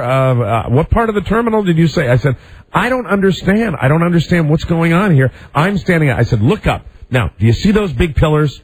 Do you see B, the red letter B? And she said, no, I don't see anything like this. I said, are you at B and C terminal? And she says, Mike, I don't know where I am. I am totally confused. I don't know what you're talking about. Keep in mind, and at this point, she's just gotten her learner's permit. You're bad. That's not that. Is that you? Did you write that, Rob? All right. Hey, anyway, Mike, give me some credit. Sorry, that's you authored that one. Just all right. Because it's mean-spirited doesn't mean that it had to come from Rob. See, when it's a real mean-spirited joke, I always think. So we're sitting there. I said, "What is the deal?" And she said, "Mike, what airport are you at?" I said, "I'm at National Airport." She said, "I'm at Dulles." No. Like most airports in D.C., we have 2 airports. There's one downtown and one in Virginia. And I had, when you immediately realize... Did you tell her Dulles? I didn't not tell her Dulles. And I didn't tell her National. I told her, I'm going to the airport. We've flown out of Dulles a couple of times. This is what's great about the fact that you're not married to this girl, that you're dating her. Mm-hmm. Because if you were married to her, you'd get mad at her. Yeah, well, no, I got it. She could tell that I was curt with her because time was of the essence. I think it was something like, I'll take a cab. I'll talk to you later. I'm gonna take a cab, and then I reacted much like Albert Brooks. You lost the nest egg! But it was not, and what pissed me off even more, I've screwed up by leaving my bag unattended, and I screwed up because I didn't mention that we were flying into the other airport, National Airport, and we normally fly... Ronald Reagan Alzheimer's Airport. Right. We flew from Ronald Reagan to George Bush, and George Bush to Ronald Reagan, which I thought was kind of interesting. Yeah. But anyway, it was... and then, I know that I've screwed this up, that this... Because I forgot to tell her this. I get into the back of this cab, and the cab driver gets all my wrath, all of it. Because we get on Route 66 here in Washington, D.C., and in the middle of the day, it's like 3 o'clock on a Saturday, there's a traffic jam on Route 60. I'm like, And I was screaming. I think he really thought that he had like, some kind of psychopath because I'm like, it's amazing. That's right. Where the F is everybody going? I don't get this. And the cab driver's doing that thing where he's looking in the rearview mirror, kind of giving me the eye like that. I didn't want to explain to him that I had been just for an hour and a half. I've been walking around the airport trying to figure out where I was, and then I got yelled at by a cop, and then I realized that my girlfriend was at the other airport, not the one, and so I'm yelling about the traffic, and then. Well, it was right after that I had my first mini stroke. Your mini stroke. But really, I think we landed at, what time did we land, guys, roughly? 3 o'clock. About 3 o'clock we landed. I believe that I got home at about 8:45. No, it was a long day. It was a very, very long day. You're okay. You're cute. So, but here you're cute with your girlfriend. Well, here's the deal. Let me tell you, the moral of the story is if you have an airport, if you change airports and you're not going to be landing at the one that you always land at, it's really important to communicate that. Because I know that this is not the first time this has happened to anybody. I know. Of course not. When you have 2 airports in a city, that's going to happen. It's the first time it's happened with you and Hillary Duff. Yes, of course. That's yours too. That's your own. Rob didn't write that for you. All right. There you go. Okay. You and Lizzie McGuire. So between staying at that's a good thing. Imagine if she had to ride her bike out there. Okay. Cold. Came all to the wrong airport to pick you up. So it was needless to say the trip to Houston for me was a tad long. Wow. I was very, very glad to finally get home, and especially after staying at the best vomit. And I'm sorry, but I didn't make a big deal about that. Okay. I remember the conversations we'd had where and I don't hold you personally responsible for that. I'm just jealous. If you go to the whatever guide it is, that is. What, you mean the guide for hotels? In Houston, that comes up as a 3.5-star hotel. Well, that hotel, it was the vomitorium. Hey, the one is up, was as a 3-star hotel? Yes. Yeah, but it's on a scale of 12 stars. No, those weren't stars, those were stains. I believe you have to counter in the Houston factor. Yes. Well, I have a new slogan for them. What is that? The Best Western Houston.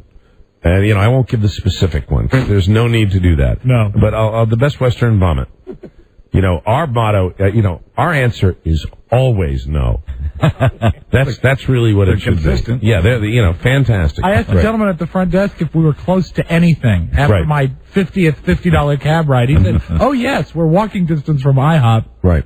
And one of the nice things about that hotel also, when you're trying to get a decent night's sleep, at 4 o'clock in the morning, when you shut your door ever so close, and nice and tight, so it's a nice seal. At 4 o'clock in the morning, when you've gone to bed at like 11:30 to get some shut eye, the people coming back from their little Super Bowl revelry, you know what they sound? It's like this.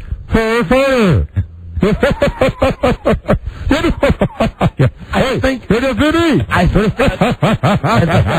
that was at every hotel. Yeah, every but all the hotels didn't have walls that were made of piping paper. And I know you think that I was staying at the Ritz or something. I know you were. No, hello, it's called Marriott Residence Inn. Okay, all right. Okay. Do you have Spectrovision?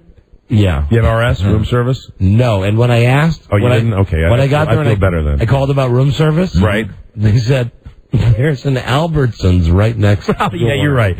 You're right. You said this on Friday. I was you're next to a grocery store. Right. I mean, the Ravens hooked me up to get a nicer, closer place to the downtown area. Right. It was fine. I just feel, you had all that. You met a celebrity, and I just feel as though, I just wanted something. I wanted something for free. But if you had stayed... And sometimes when you want something for free, you got to give it to yourself. But if you had stayed for Saturday, and that's why I would tell you, you could have gone with me. I was happy to get back and watch the Super Bowl on a great 119-inch screen at Brady's Restaurant. Okay, Aaron. No, Aaron. All right, I tell you what. It was fantastic. And so were the half-price burgers. 119 inches? Yeah. Shut up, you. Buy a schedule. Buy a schedule. We got a break. We'll be right back. This is the Don and Mike Show. Attention, Nils is dead. I repeat, Nils is dead, f***head. So's his pal. And those 4 guys from the East German All-Stars, your boys down at the bank, they're gonna be a little late. The Don and Mike Show. the leading cause of obesity in America. The Don and Mike Show. Stand by, you animals. I promise we'll get to a phone scan before the buzz and news comments part of the show. Very good. We've been all over Janet Jackson's breast today. We've seen the pictures. Listen, don't be fooled. If you hear that it was a pasty, if you hear that it was some kind of a cover-up. It was a new product that I didn't know before the show started. It's a nipple shield. It is, and you can see her big old brown, beautiful nipple sticking right through the middle of this thing that looks like the Solaris. Yeah. Our Mr. Sun. There you go, and it's right there on her boob, and that's... They could use that for the CBS Sunday Morning show. Yes. Right. Justin Timberlake said that, quote, it was a wardrobe malfunction. That's right. I'm sure you've heard that before. CBS, our company... CBS deeply regrets the incident that occurred during the Super Bowl halftime show. This press release out from Les Moonves said, great cans. We attended all rehearsals during the week and there was no indication this would happen. We would like to apologize. He come down with something.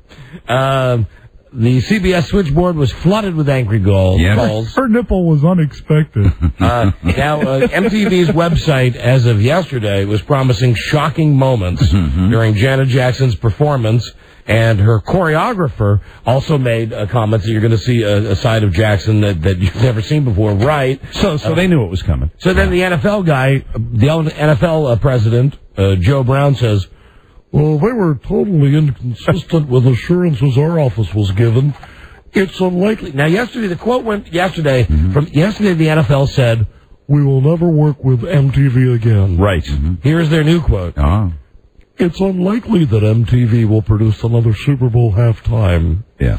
MTV. You know what we're going back to now because of this. We're going to go back to Up With People. Let's see. To honor America, Disney brings out the... Justin Timberlake says it wasn't intentional and it's regrettable. Right. MTV promised Janet's shocking moments. I'll bring in the website on my computer from earlier today, which has now been deleted, where MTV was bragging about this. And as we mentioned earlier, it's weird because CBS owns MTV. You know, if this was a big circle jerk. If this Super Bowl was in Brazil, it wouldn't matter. No big deal. I mean, it's a little booby. But now that the FCC says they're going to investigate, suddenly Viacom spokespeople are not available for comment. Listen, why doesn't the Infinity, which is CBS, which is Viacom, which is MTV, which is everyone, they just do what they always do? We respectfully decline. You know, that's what they do. Yeah. Right. I think everybody's making too big a deal of this. It was a great moment. It was a great moment in Super Bowl history. It was a fantastic moment. That, what was that, Academy Awards where the guy streaked out next to Sammy Davis Jr.? It's right up there with that. But this is even better. This is better because it was like part of his show. This is absolutely better than that. He streaked David Niven. And David Niven said it's unfortunate that he must come out and show us all his shortcuts. That's what the line was. Hold on a second. As long as you're there, there was one note from the weekend I had to get to. Yes. Oh, yeah. That'd be a question. Joe Ardinger, would you mind coming into the studio for a second? World's oldest phone screener. Come now. Movie mogul. We'll have another of Joe's movies on the show this week. Good. The Joe Show. Joe Ardinger. Here he is, world's oldest phone screener. Joe. Now, I'm just acting as a third party. Okay. Passing on information to you. Tell me if these are true or false facts. And the whole time you've been working with the show, you've called Rob at home exactly how many times? Once? Counting Saturday, I believe once, yes. So, the first call that you ever made to Rob Spiewak happened at a late hour on Saturday evening. 5 My wife tells me 11:26. Oh, wow. And it was 10:26 in Houston. I think we got a little perspective. Anybody listened to Buzz just there? Buzz said 5 p.m. Well, that's when I got the call. Apparently, I think. Oh, I thought you was according to my caller ID. I just thought that was a late hour for you. No. And Joe, you didn't only call Rob; you called Cameron too. I called everybody on my phone book. Okay. The question is, what were you doing? I was pre-celebrating the Super Bowl. Were you bombed?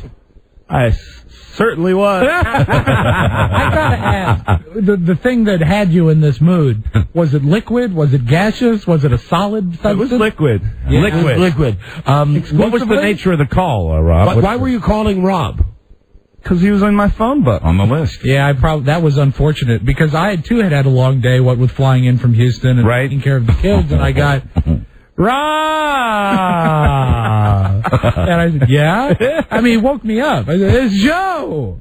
I said, Joe, how are you? Joe. What are you doing? I said, well, I was sleeping.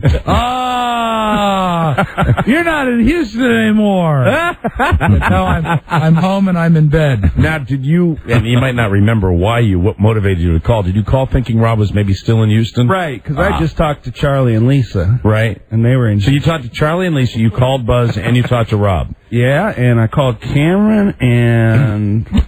Going to check his outgoing calls, I guess. And we were discussing this, Joe is moving super slow today. Did you have a long day yesterday, Joe? Not really. Are you on Houston time? Hey, is Cameron here? If he's within the set, he should come down because he played me your message, which is great. Joe, you are doing your best Michael Landon impression, though, with that hair. You like my hair, don't you? Michael Landon, if he didn't wash his hair for a couple Joe, of days. did you catch a shower this morning? Yes, I did. Why does it look wet? I don't know. What is this? He's just looking at his cell phone right now. This is a radio show that we're doing. Trying to figure out who Rob. I called. Joe. Joe, come on. You're killing me here. I called everybody. Yeah, you did. A couple of guys named Greg, my brother. I didn't call Daryl. Just because you were bombed. Called Charlie. Now, this is a new phenomenon. Called Cameron. You're not a big drunk dialer normally, are you? I know you called Ross Valerie, but that was... But I didn't call him. I didn't call him Saturday night. I know. Oh, good. All right. Well, thank you, Joe. Thanks, Joe. Fascinating. Rob had mentioned to me that you had called. It was a late night. Cameron's coming in. Don, are you feeling slighted, though? Would you like me to call you next time? I wouldn't mind being in your rotation, Joe. Call me. All right, Cameron, do you have the message saved? It's on my voicemail. Oh, delightful. Dial it up. Fantastic. Let's hear Drunk Joe. And Joe? Brief but rich, and it will illustrate the voice I got. Joe, this should be Call me anytime. All right, well, I'll have to get you guys' numbers. All right. Because Rob said to me, Joe call you? I said, no. Why'd Joe call me? He called me. He was drunk. The best part of it, when I actually talked to him live afterwards, it was very uncomfortable. He said, Cameron, I love you. Well, after I hung up my cell phone, Carrie, when you wake up, you always think someone's died. Yes, right. And she said, who's that? I said, it was Joe. He's drunk or high or something. I don't know. And that was all I said to Carrie until the next morning. She said, he called you at 11:26. But I thought it might be 10:26 where you were. But it was 11:26 where you were. That's true. Please. All right, go ahead. Put your code in, Cameron, and here we go. Here's the payoff. Let's hear Joe's message. 1, saved message. Here we go. First, saved message. From Joe. Received January 31st at 11:43 p.m. Hey, stop talking to everybody in Houston. I want to talk to you and say, tell everybody in Houston I said, hey. You fag. Play it again. Yeah, we must hear it again. Message, press 2. To erase, press 7. 1 to play it again. From Joe. Received January 31st at 11:43 p.m. Joe. To send a reply message, press 2. No. To erase, press 7. No. To save, press 9. Message saved. There are no more messages. Main menu. To listen to your message, press 1. First saved message. Joe. From Joe. Received January 31st at 11:43 p.m. Here it is. Hey, stop talking to everybody in Houston. What? I want to talk to you and say, tell everybody in Houston I said, hey. You fag. And then you hear Joe laugh on the phone. He laughed at himself. Yeah. Oh, that is great. Nice. Okay, Thank you. Man. Thank you, Cam. That's fantastic. Well, there's a little evidence. And you wonder why you got all those 2s and 3s. That's why. Calling your boss at night drunk. Rob, of course, is talking about the employee evaluation grade. Yeah. There you go. That's why Rob doesn't drink. Now, not... Yeah, right. Yeah, I couldn't keep my phone hung up, bro. Now, thank you, Joe. Get out of here. Nut. I think it's still in his system. Alex Trebek was not driving drunk. However, Alex Trebek was in a car accident that was serious. Oh, no. The answer is no dose. Oh, dear. The question is, what should Alex Trebek have taken? So he fell asleep at the wheel? Mm-hmm. Oh, dear. He was driving his pickup truck. Why do all these Hollywood people do this? Why do they all feel the need to move to the country and buy pickup trucks? He has a horse farm. So he's driving his pickup truck. When he fell asleep, plowed into mailboxes. You're always sticking up for Trebek. He flew over an embankment and landed in a ditch 40 feet away from the original impact. Wow. Man, oh, man. Wow. And anyway, he's back taping the show tomorrow after escaping serious injury. Was he ever in jeopardy? When he fell asleep. When he fell asleep at the wheel. Hi, everyone. This is Alex Trebek. Hey, Alex. Listening to Don Geronimo and Mike O'Mara is really putting yourself in jeopardy. So I never do it.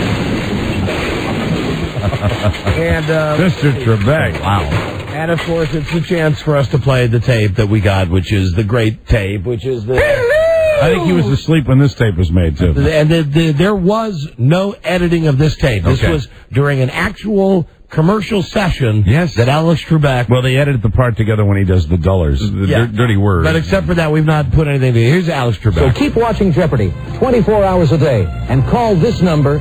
You dumb son of a bitch. You don't watch it 24 hours a day. Hi, I'm Alex Trebek, and you son of a bitch. Huh? Wait a minute. Run that by me again. I don't understand that. I didn't pause. He's wide awake here. All right, let's start cutting. There's a daily cash prize of $1,000 and dollars, and dollars. Alex.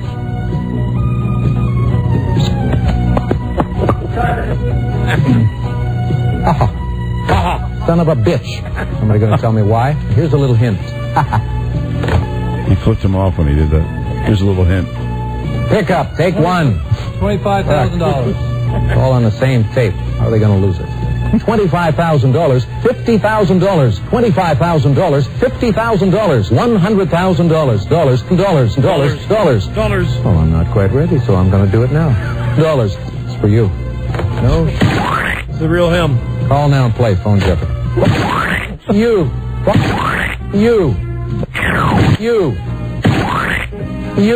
And them too.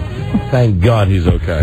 Alex Trebek. Yeah. Thank God. The wonderful okay. Alex The national Trebek. treasure. Mike, KFC's having problems. What part of the world is it, Buzz, where they're having to replace the chicken with fish? Throughout Asia, but especially in Taiwan. The bird flu, Buzz? Is that what you're talking about? Mm-hmm. Well, this is more bad news for KFC. And why they don't just call it Kentucky Fried Chicken? And I know we don't have time to play the tape now, but we have the Colonel Sanders tape, the most folks tape. You know, if this comes up again, can I put a request in when you do have time to play that tape? Yeah, you know what? It's my all-time favorite. We'll play it as a rejoinder. The thing is like 5 minutes long. It's delightful. Anyway, more problems for Kentucky Fried Chicken. PETA is mad because they say, this whole thing where they don't treat the chickens right. Right. And Before they kill them. PETA has... Before they kill them. PETA has got Richard Pryor to do commercials for them. Now, Richard Pryor, the last time I checked on this dude, he was like Muhammad Ali. Well, he was a fryer at one point, wasn't he? He ate the chicken. Didn't he set himself on fire? Hey. That's right. Hey, there you go. You took your funny pills, Mike. There you go. That's good. Richard Pryor, who I think has problems speaking. I believe so. He has MS or MD or something. Anyway, whatever he is, whatever the problem is, he's not a vegetarian. Richard Pryor isn't. He enjoys food and meat. Right. I guess he's doing it for money.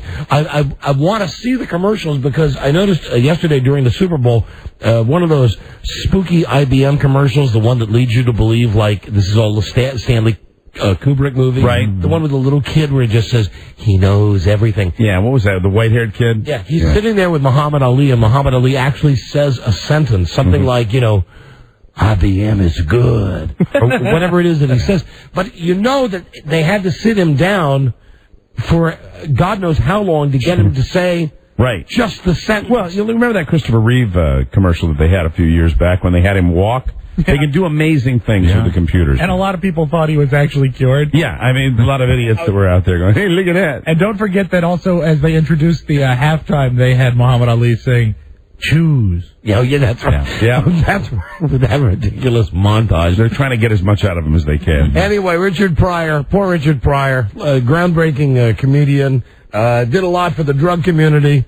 And here he is now. But he's not timely. Calling for the boycott of Kentucky Fried Chicken, simply, I think, so he can get some more money. Well, I think they do better if they get somebody who's more in the headlines. I think they should have gone with Stephen Hawking. And I did just say that he was a spokesman for the drug community. Finger licking good. Never had a better spokesperson.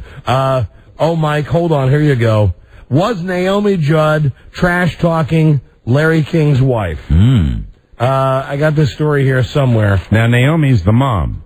Yeah. Winona's the big fat one. And Winona's the one that just, speaking of DWI. She just got a DUI. She's the one that just got one, right? Right. Hold on. I'll come back to that because I'm running out of time here. I got so much stuff I wanted to bring. Did you know that Katharine Hepburn was a lesbian? No. Well, I mean, but I guess if you look at the way she dressed. Well, she was bi. She kind of did the Ellen DeGeneres thing with her clothes all those years. A new biography of Katharine. You're my knight. You're my knight in shining armor. I'll go down and lick it. The loon's Norman. Dive, dive, dive. Lick it. Eat it. Touch it. Rub it. Suck it. Rub it. Make it feel good. Okay, she apparently She was a lipstick lesbian. She liked guys, but she liked girls, too. Right. She wasn't all that much of a lipstick lesbian. She banged Judy Garland. Greta Garbo. Wow. And Judy Holliday. Banged. She banged them. It just doesn't sound right. And this new book also says that she flirted with Eleanor Roosevelt. Oh, you. During the darkest days of WW2. Wow. Which led to a series of love letters between the two. Lesbian love letters. Talk to it until it becomes engorged. Jesus Christ. Oh, you never know, you know? Rob, help me find this story. I lost the story about what Naomi Judd and Larry King and Sean King. Yeah, Larry King. Sean Southwick King. Drew Barrymore has this movie coming out with Adam Sandler, and it's one of these movies that yesterday during the Super Bowl, it's one of those where they sponsored it, and it's like amazing. Going into and out of commercials, you would see the logo with the whole big thing. So they're doing a giant. If I see, Drew Barrymore beating up that guy one more time with a stick. Well, I think you're going to like this story because now all of the stuff's coming out about Adam Sandler, how sensitive he is, blah blah, how great she is. Well, Drew Barrymore. Let's see. 50 First Dates is the movie. Okay, so you say that, and you're allowed to read the quote. She was married to a guy named Jeremy Thomas. She was married to Tom Green. She says, this is a quote now, you have to look at yourself. Is there any one way to be on a date? Because they asked her, hey, what's it like going on a date? Because your movie is 50 First Dates. Right. And she said, quote, I spit on dates. I fart on dates. I just let it go.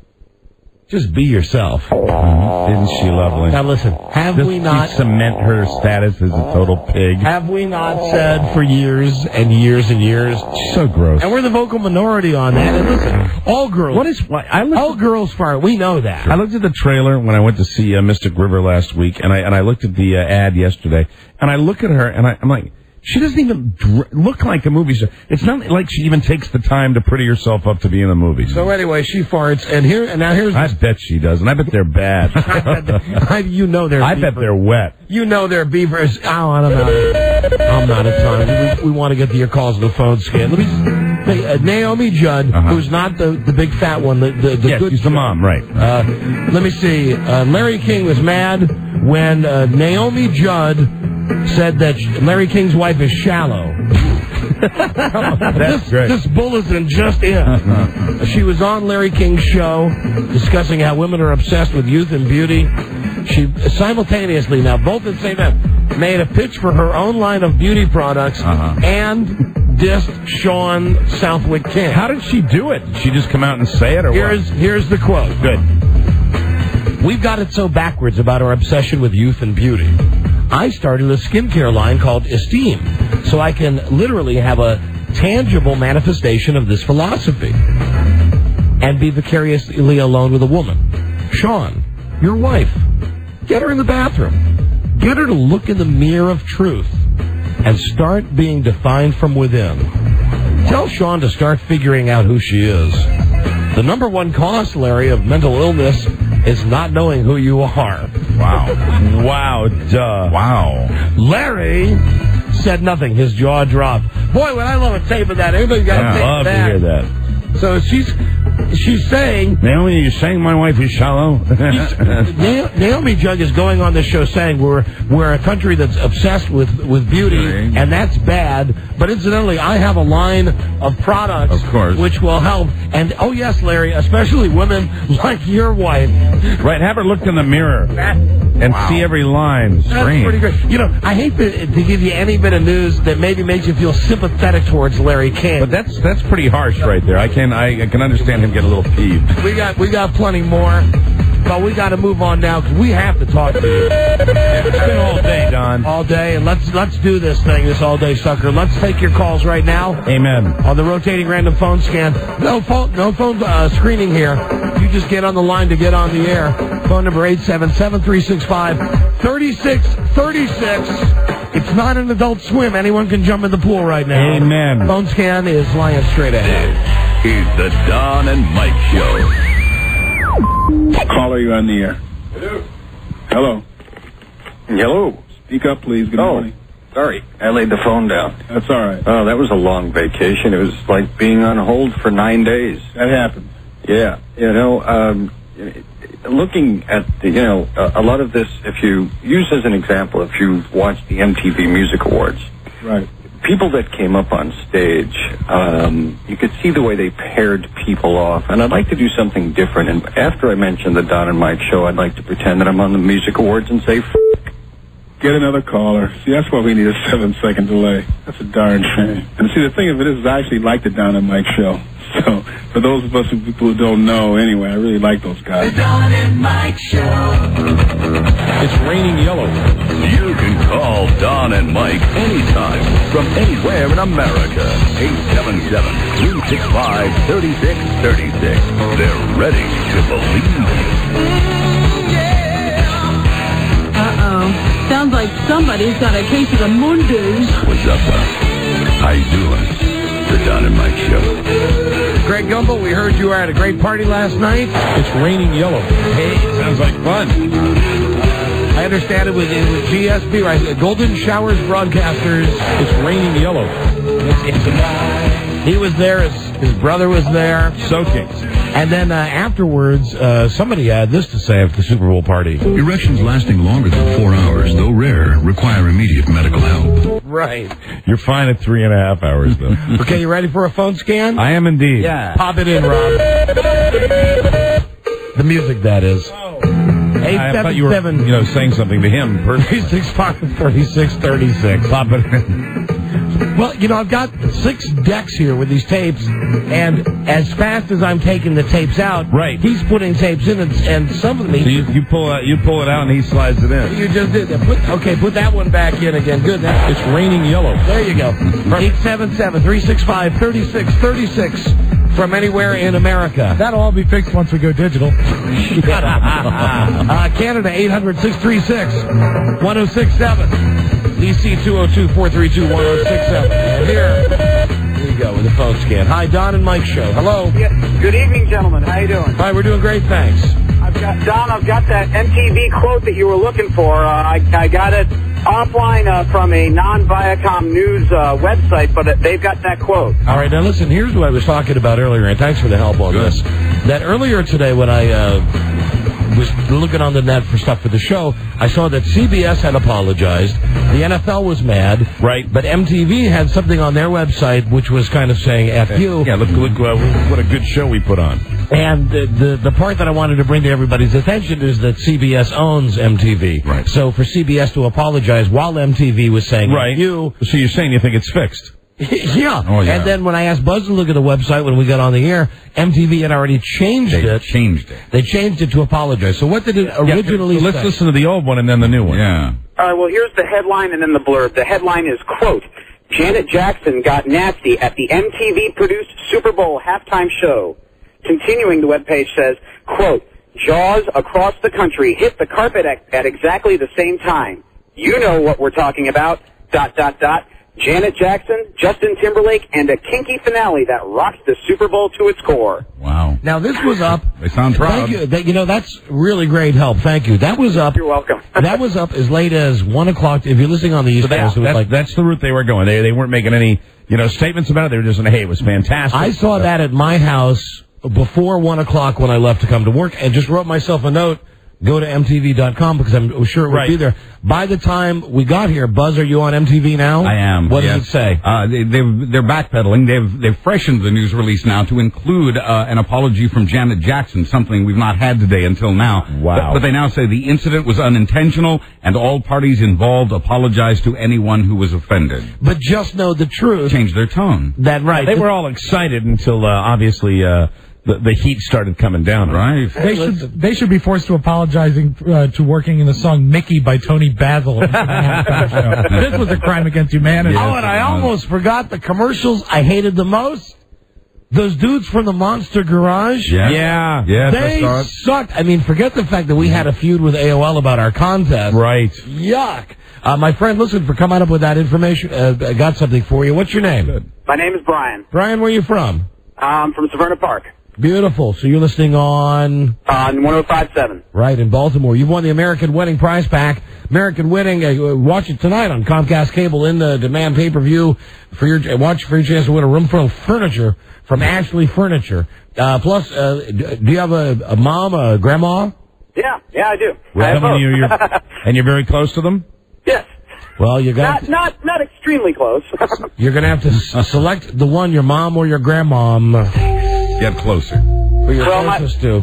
My grandmom can't move that well, so I'd select my mom. Well, then for your mom, you've won the sensual pajamagram. Oh, man, I hate to leave the grandma out, especially if she's not moving that. The pajamagram for any occasion. Call 1-800-GIVE-PJs or go to pajamagram.com. They're easy to slide on. Thank you. You're a great audience. You are a great caller. Thank you. And the silk makes them move. Yeah, you can slide them right up there. Slide them right in and off. Just lift her up a little bit. Thanks. Hold on. That's a good call. You guys are great. Thank you for doing the MTV read. She can have the chocolate. That was very nice. You know what I mean. Okay, get out of here. Hello, Don and Mike Show. Phone scan. Hello. Hello? You're on the air. Don, how you doing, Don and Mike? We're doing great.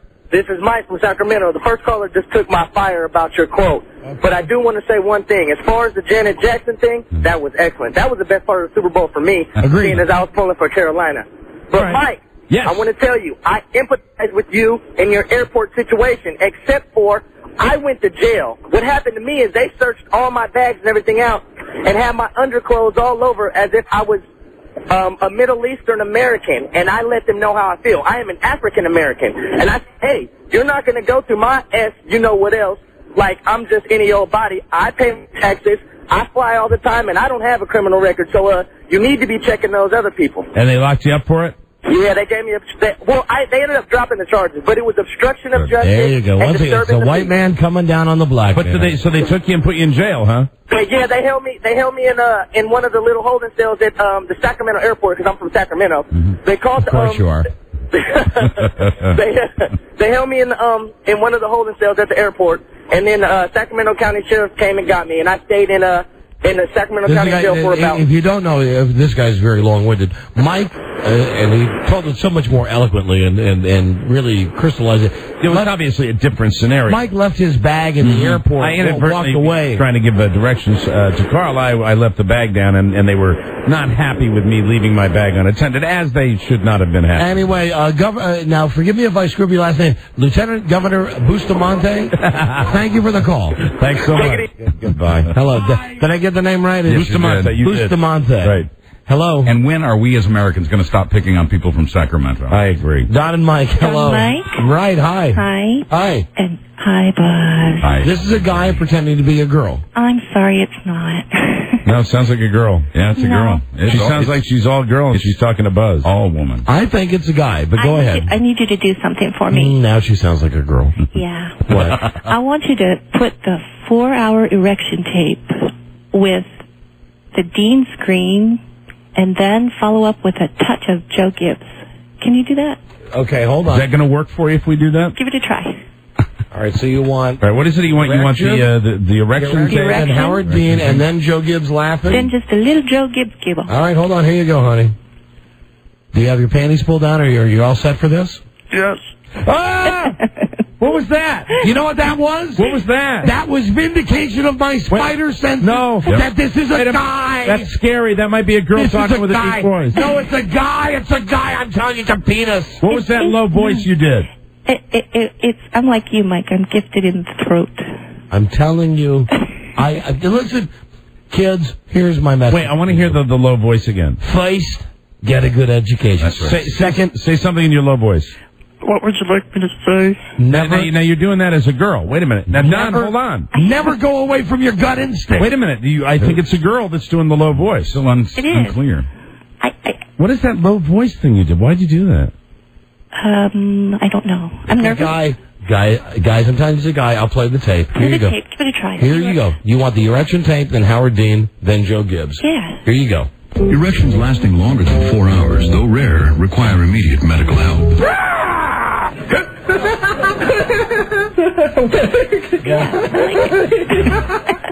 that what you wanted? That's good. Uh-huh. Okay. Thanks. Wait a minute. Where are you going? Yeah, we want some explanations. What do we get in return? What the hell is wrong with you? Nothing. I just thought it would all sound pretty good together. Do your low voice again. Why? I want to hear it. Don't your balls itch, sir? Do it again. Come on, please. What shall I say? Something it's like, hi, Donna, Mike, and Buzz. Say my balls itch. Hey, Donna, Mike, Buzz? See, I can't do it. It's not the same as before, and I know it's because I've busted you because you are a guy calling as a girl. If you are a guy, we'd appreciate it very much. You know, no repercussions. We just want to hear you talk like a guy. It's a guy. I'm not. No, come on. I can't. Apparently, I can't. What's your name? I'm not going to tell you because my son might be listening. Yeah.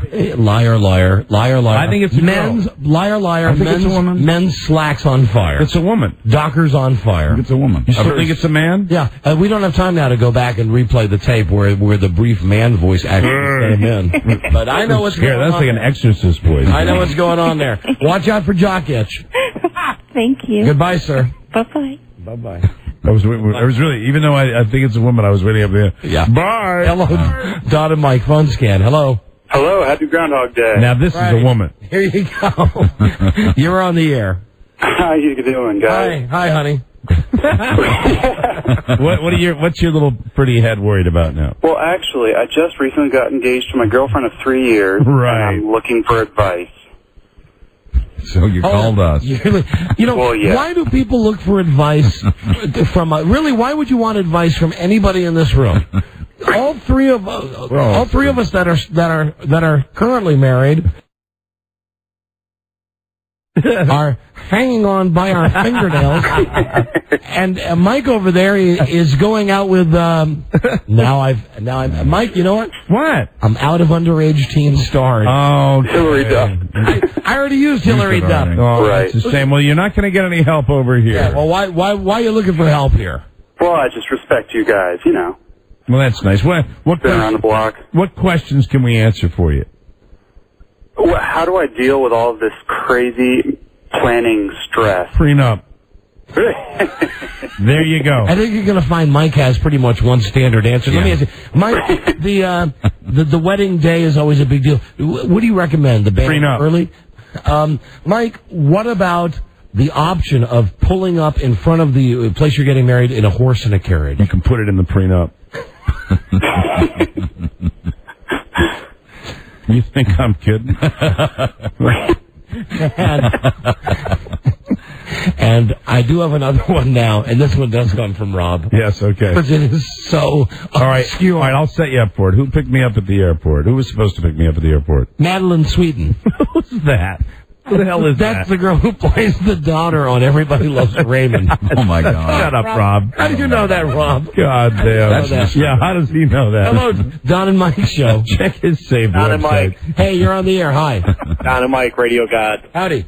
Hi. Hey, so the guys that you were interviewing from Monster Garage, not American Chopper, did you know who his wife is? Jesse James? Janine, the Vivid girl. You blew an opportunity to interview him about Who's that. the Vivid girl? Janine Lindemalder. She was like a lesbian porn star. I think she's done the show. Maybe All she of us. has. I think she's done. Oh, you mean like Vivid Video? Yeah. Vivid Video. So Jesse no. James is married to a porn star?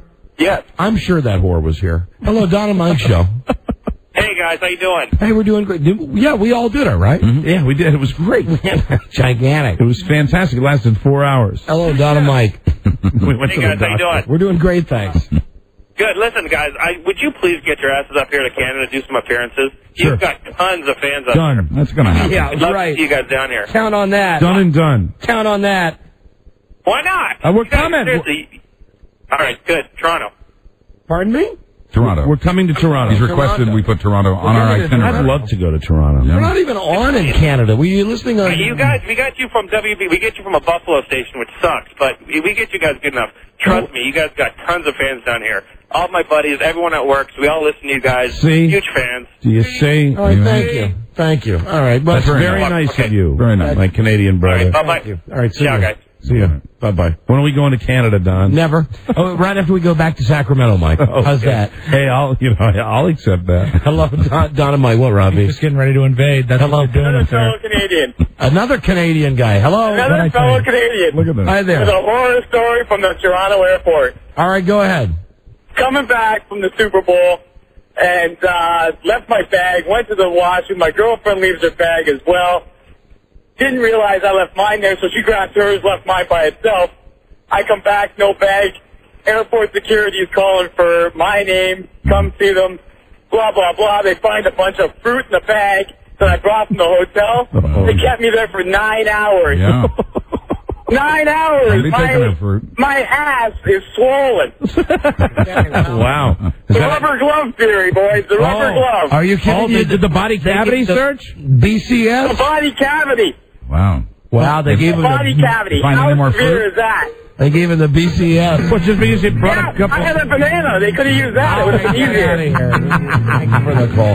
Hello, Don and Mike show. Phone scan. Good afternoon, my radio buddies. Don. Hey, my friend. Hey, I have the video from the streaker in the Super Bowl. This is East Coast Bob. Now, East Coast Bob... Really? On his website, then? Do you really? How did you get that if it wasn't on TV, East Coast Bob? It was right from the field level. Channel 7, KABC in L.A. had it, and I took it from them. All right, Buzz, if you will go, this guy's always been a friend of the show. Go to EastCoastBob.com. Made a rock and roll. That's big. Yeah, it was number 58 that knocked the guy on his ass.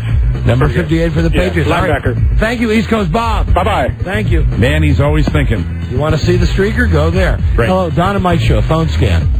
Hey, Don and Mike. Hey. Hey, did you watch the Janet Jackson yesterday at the halftime? I have no idea. Do you have any idea what he's talking about, Mike? Now, Janet Jackson didn't perform at the Super Bowl. No, but I'm saying, did you see the stop to that ass?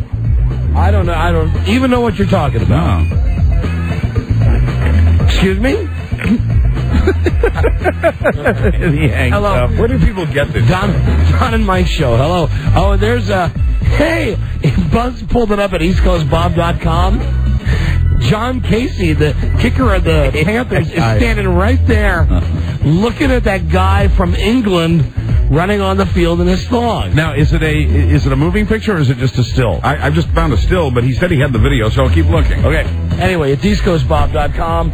Don and Mike show. Hello. Yeah, I got to add a fourth F to the feed 'em, F 'em, and forget 'em line. No, it's a four. It says find 'em, feel 'em, F 'em, forget 'em. Right. Well, the guy that you had on for the Mommy's book or something. Well, for the Super Bowl, we did feed 'em, F 'em, football, forget 'em.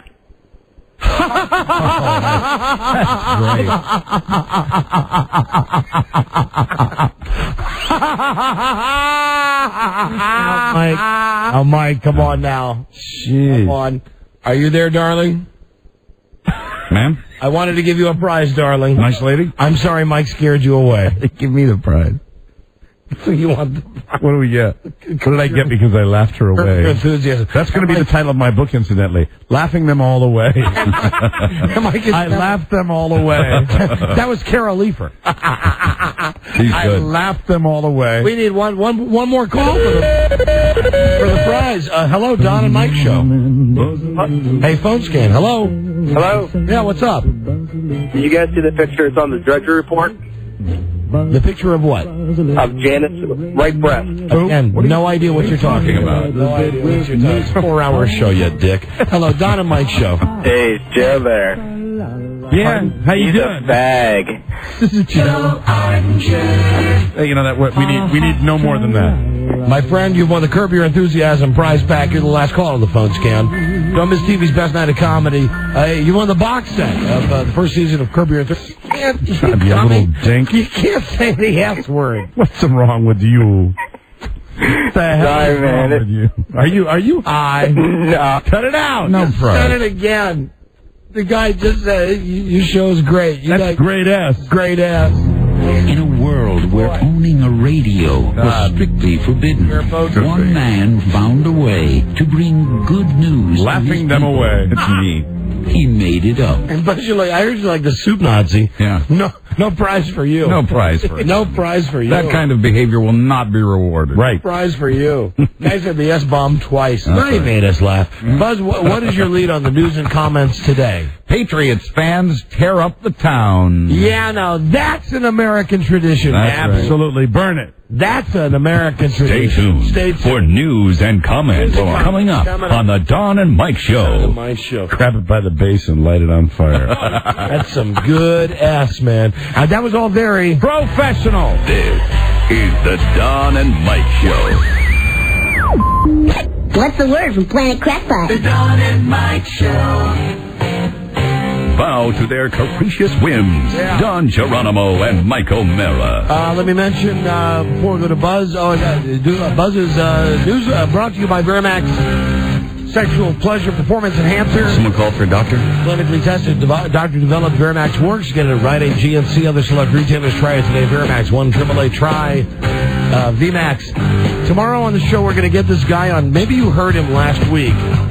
Guy's name was John Murray, and as I recall, I took it hook, line, and sinker, and he was wrong. I laid down some money on the Panthers, and I got burned. This was the guy. Remember the guy we had on the show with the Murray Performance Index? Mm-hmm. Right. Remember we gave him a hard time, like not in our fake voices, just as us. Mm-hmm. We as the Don and Mike Show. You know, and there I was, believing in my fellow man again, where I just get burned and burned again, and I can't laugh them all away. Let's see. Carolina's pressure index was 562. The Patriots were 482.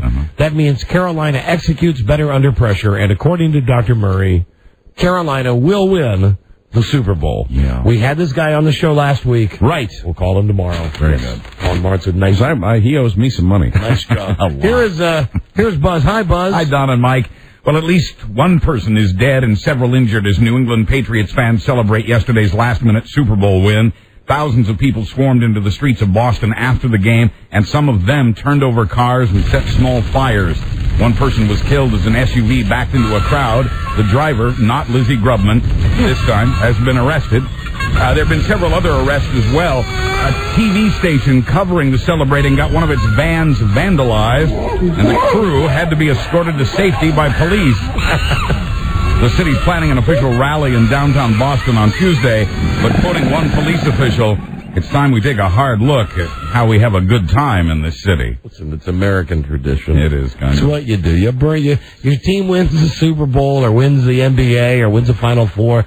You burn down the city. Come on. Yeah, it's an American tradition. Come on. It's not like that streaker. Well, even with the nudity, and more on the nudity at the end of this report, the ratings... You said moron. Yes. The ratings for Super Bowl 38 were only slightly better than they were last year. Still, more than 89 million people watched the game. CBS says at various points as many as 140 million people were watching. CBS. It was the most watched game since the 1998 Super Bowl between Green Bay and Denver. Come over. And this year's viewers no doubt stayed with the game until the very end and beyond. We were wondering about this earlier because of the extra late start. for the new Survivor. Right. It turns out that it had the highest overnight rating for a post-Super Bowl program since the network launched Survivor Australia the night after the 2001 Super Bowl. So people did stay up and watch. They did. Because I was saying to Frida, as the game went on and it looked like it was going to overtime, I said, there's no way they're going to get Survivor in. I said, what's the point? It's got to. If they don't get Survivor on by 10:30, right? Last night I was saying, called it a they're day. screwed. I think Survivor came on at about 10 till 11, right? That's and I watched until Richard Hatch was naked for the first time, and that's when I can't believe it did that kind of number. That's all you need. I wanted to go to sleep, but Frida kept it on, and I actually semi-consciously watched and listened to the Amazing whole first time. that's still hanging in there. Keep in mind, folks, you're going to have people in Central Time. Friends. On the mountains. Friends, welcome to Houston. Houston, everybody, you got to watch the great show. My comb over. Look at it. Don't throw that peanut. Look at that nipple. How about that nipple right here on CBS? We had a streaker. We had a nipple. It's been a great Super Bowl. Beautiful time here in Houston. My hometown, incidentally, where I had the opening ceremonies party. Friends, it's Jim Nance. I'm here to pound sand. Yes. Friends. Get bent. Friends, it would be great if you could see the piece I did with Yanni. I understand Don Geronimo told me to get bent on Friday. That's blabbermouth. I understand his partner had a great deal of fun telling all his friends that Don said that to him. Blabbermouth. See that man? Don told him to get bent. Get bent. Pound sand. Get bent. That was the best. I love that moment. Continental Airlines grounded 2 flights yesterday, including one just before the game from Washington to Houston. What? Yeah. Didn't you know this? I knew that Continental grounded flights. I didn't know it was from Washington to Houston. Yeah, one of them, and just before the game, that was. U.S. intelligence officials say the threats appear to have no actual connection to the game, where thousands of fans were protected by a no-fly zone. But officials say the flights were canceled because of the content of some new terrorist chatter, as it's called. There have been a series of threat-related flight cancellations since Christmas Eve. The rest were international flights. Experts say terrorists have not given up on using airliners as weapons. I'm sure that they're right and they're doing the correct thing, and nobody complains when a flight is canceled because they've heard chatter. Mm-hmm. I'm just curious now, at some point, where are we getting the chatter? I imagine it's either through the internet. That's right. But what if it's really like they're listening on a cell phone and some guy's saying, "Hey, Allah, hey, listen, here's the deal." Right. There is a flight from what? And I'm not doing the right accent. The thing is, what worries me is when this goes public. Right. I think they ought to keep it quiet. Mm-hmm. I really do. And I think if they are getting decent intelligence on these flights that they're planning to mess around with, they shouldn't release that to the media. They should do you know that yesterday... Cancel a flight, say it's engine trouble, and that's it. At the Houston airport yesterday, as we were getting on the airplane to fly back to D.C., as we were all getting in before, and I'll say this, it was before we could run off the plane. Mm-hmm. They had shut the doors, and that's when the stewardess said, at least the people that I was sitting around, she said, we're all very lucky to be getting out of Houston. That I think that they're not going to allow a flight from Washington in here today, and they had second thoughts about letting this flight leave because there was a problem with the return flight coming back. So we were lucky to get out of there. Yeah. But even if it had been canceled, do you agree though if these people, if Al Qaeda is really doing this, and they're trying to figure out who their mole is, who their sources are, that when it's broadcast to everybody, it's that's how they find out. Yeah, I think they picked most of it up off the internet, is what I've heard. Anyway. And you can believe everything on the internet. That's right. Barry Manilow is in a Palm Springs hospital after being rushed there with chest pains. Don, it's going to be all right. Don, come on.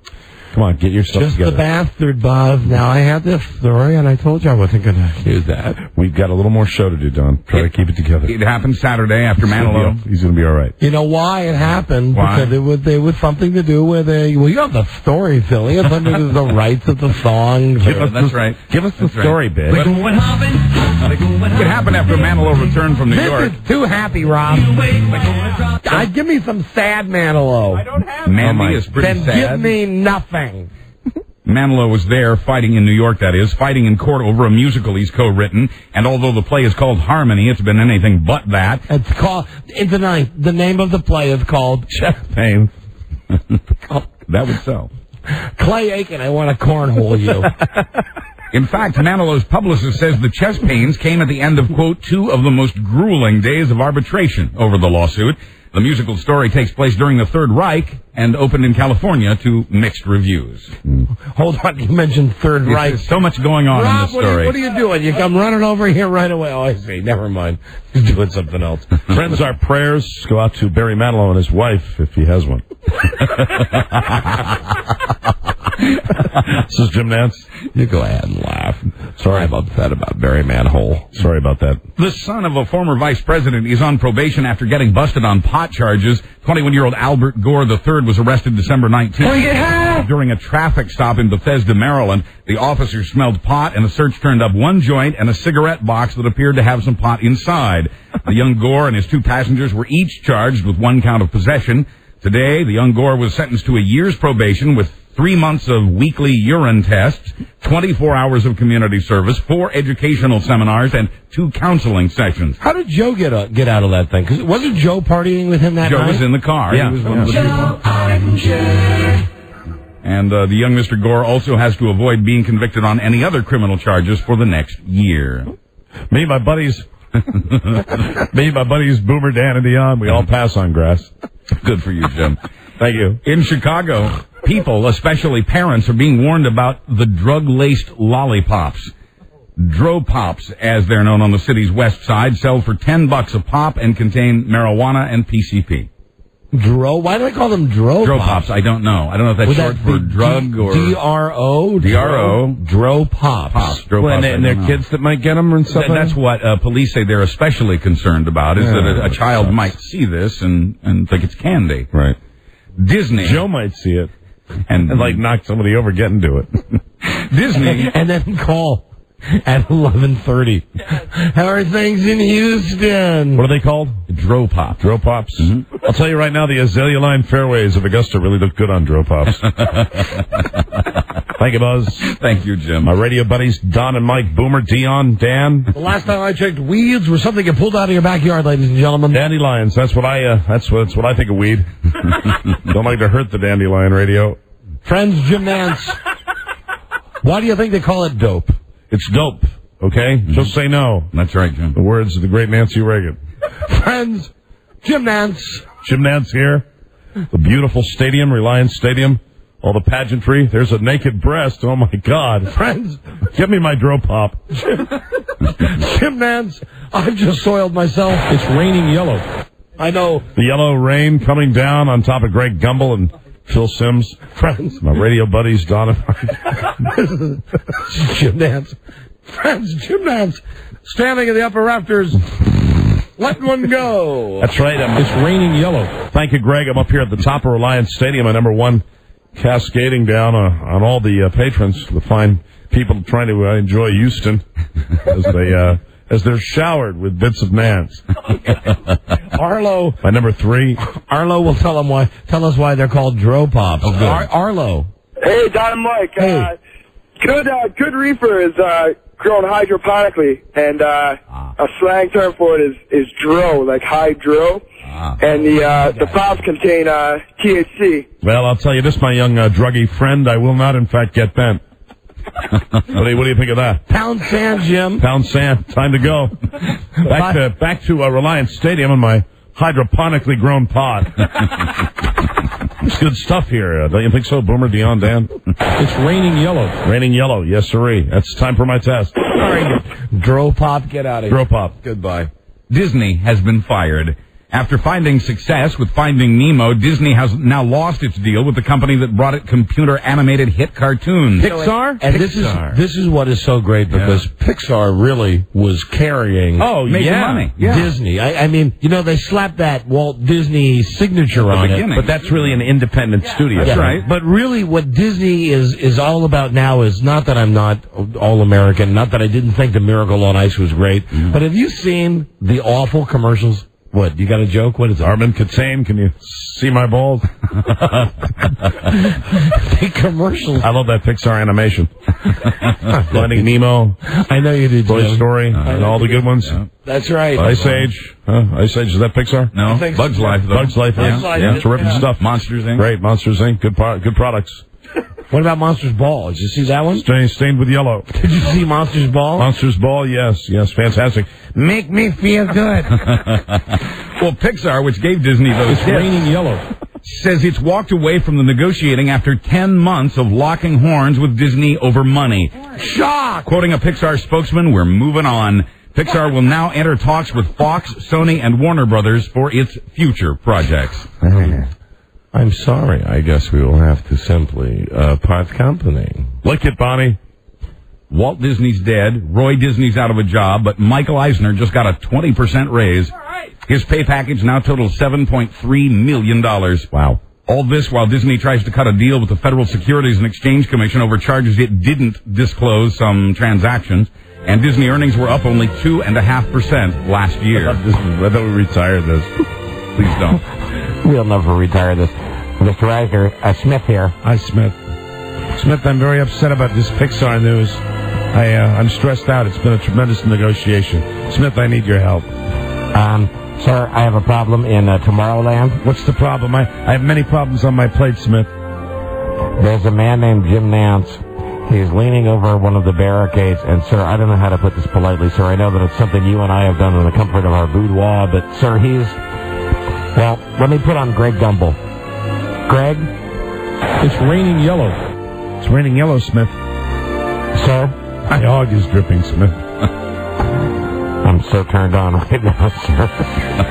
Smith, come up to my office. I've got the hot tub filled with tapioca. You know all the crap about Pixar, sir? Yes, I'm very stressed out. I need you to give me a back rub. Take it out of my rump, sir. I will. Come up and grab the base of it. Take out all your frustration. My rump roast. Smith. Yes, sir. Get up to the office as soon as you can and wipe my drips. Thank you, Smith. Do you want your pop? Your pot? My Dro Pop. Your Dro? I forgot the name. My hydroponically grown pop. Dro Pop. My lollipop. Hey, sir. Yes, Smith. How about that Janet Jackson teat? Yeah, I loved it, Smith. You know that. I love me the Janet Jackson. I thought it was disgusting. I thought of you the whole time. That's right, Smith. Come up here and do me. Smith out. Love you, sir. Love you. Smith and Eisner. Goodbye. Roy Disney, meanwhile, is taking his campaign to the streets. Roy, who co-founded the Disney company with his brother Walt 50 years ago. Hi, Eisner. Still here. It's drip time. Roy, and don't forget the other Disney brother. Yes? Leroy. Roy and Leroy. Leroy Disney. Oh, Leroy. Not Leroy. Leroy. Hello there. Leroy Hey, Disney. Mr. Eisner. How are you, Leroy? I am pissed off. Why's that, Leroy? What's the problem? You got a thing against the black man, the white man, the yellow man, the red man. You keep all of us down. No, Leroy, it's not true. I'm just cheap. Lick it. Thank you. Eisner and Leroy. Where my lollipop? It's in my pocket. Come and get it. Just plain Roy, who co-founded the company with his brother Walt 50 years ago, was recently squeezed out of the Disney board of directors. They didn't like all his talk about the faded quality of Disney products and the value. Oh, this is Leroy Disney. Let me tell you, we're going to be making some changes at Disney World. This is Leroy Disney. The board, my cartoon buddy Roy Disney. The board didn't like Roy's talk about the value people once expected from all things Disney. Roy now runs a website called SaveDisney.com, and he appears at Disney memorabilia conventions, spreading the word about the evils of Eisner and getting standing ovations in the process. Join me on my shizzle-mizzle ride. Especially when he talks about families getting their money's worth from Disney. The Disney board says Roy's accusations are untrue and unwarranted. Mr. Eisner has no comment. Leroy, I need you to help me with the final negotiations with Pixizzle. Little Leroy Disney, join me at Sprizzle Mountain. And the firefighters who work for the local government known as Disney are up in arms. Mostly, these guys just save passengers from broken rides and treat people for heat stroke. Hello, this is Mayor Leroy Disney. What is the problem? But there are 142 of these firefighters at Disney World alone, and the government that employs them is as big or bigger than many towns in this country. Leroy Disney, the daddy, I miss you so much. You adopted me, and now you're frozen. Hey, get yourself down to the haunted mizzle. These guys have worked without a contract for 2 years. They're not happy about the wage and benefit proposals that have been made by management, and their union leaders say they've been harassed. Quoting 15-year veteran of the force, Other fire departments can petition the mayor. They can campaign or influence the election. Brave soldiers, one and all, Dan Dion. We don't have that opportunity here. But the firefighters are now going to their state lawmakers who set up the Disney government in Florida. Those who served Gymnance with Leroy. What up, honky? How you doing? Thank you for joining us right here F you. on CB Izzle. What is wrong with your hair? I got a comb over. Hello. Leroy did here. Buzz. Yes. What is next on your Shizzle News? Coming up, Gray Davis goes after Arnold Schwarzenegger's old job. Oh. Okay, all right, stay tuned. This is the Don and Mike Show. Gosh, I hate to interrupt. It's all been so incredibly fascinating and entertaining and instructive. Really, the time has just flown by. The Don and Mike Show. National treasure. Don and Mike. Yeah, my beach man. Here's Buzz. Hi, Buzz. Hi, Don and Mike. Well, now that Arnold Schwarzenegger has Gray Davis's old job, Davis is going after Arnold's old job. The former California governor has taken up acting. Oh, God. Hi, this is Arnold Schwarzenegger. This scene with the enlargement of the breast Okay. was fantastic. Okay, we've heard that a lot. Fantastic.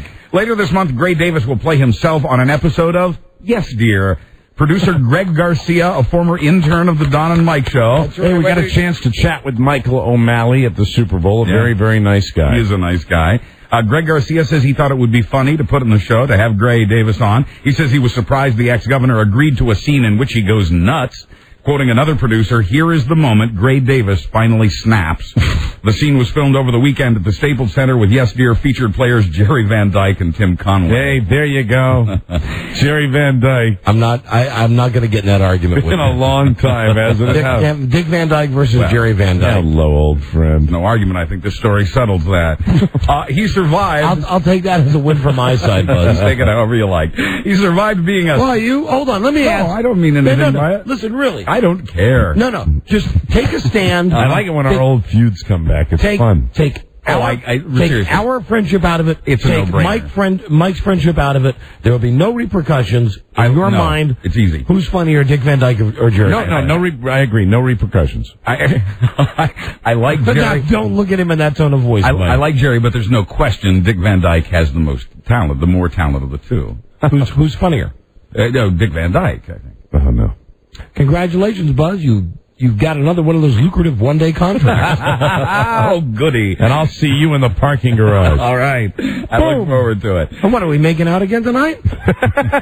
Don't be so rough with me. God damn, you want sex after the show all the time and always in the parking lot. And I like it rough. I know you do. I bought a wedge cushion. Mike gets me in the parking lot and he says, come on, let's do it like it was B106. Oh, wow. He survived being back a long way. Well, if you remember that when this radio station was known as... They had a sex scandal at this radio station before we worked here. Some of the top 40 DJs were dating their listeners, young teenage girls. Yes, and not really paying attention to driver's licenses, of which there were none. At B106. We check those now. WB. Yeah, that was another Ken's great ideas. Call it, when it was a jazz station, call it WBMW because you would really be reaching those people that like jazz and listen and drive BMWs. 10 moron, 15 of them. He survived being a sailor and a gladiator, but Russell Crowe got banged up playing a boxer. And it will delay for at least a month the release of Ron Howard's new movie Cinderella Man. The Oscar-winning Crowe dislocated and injured his shoulder in the ring in Sydney, Australia.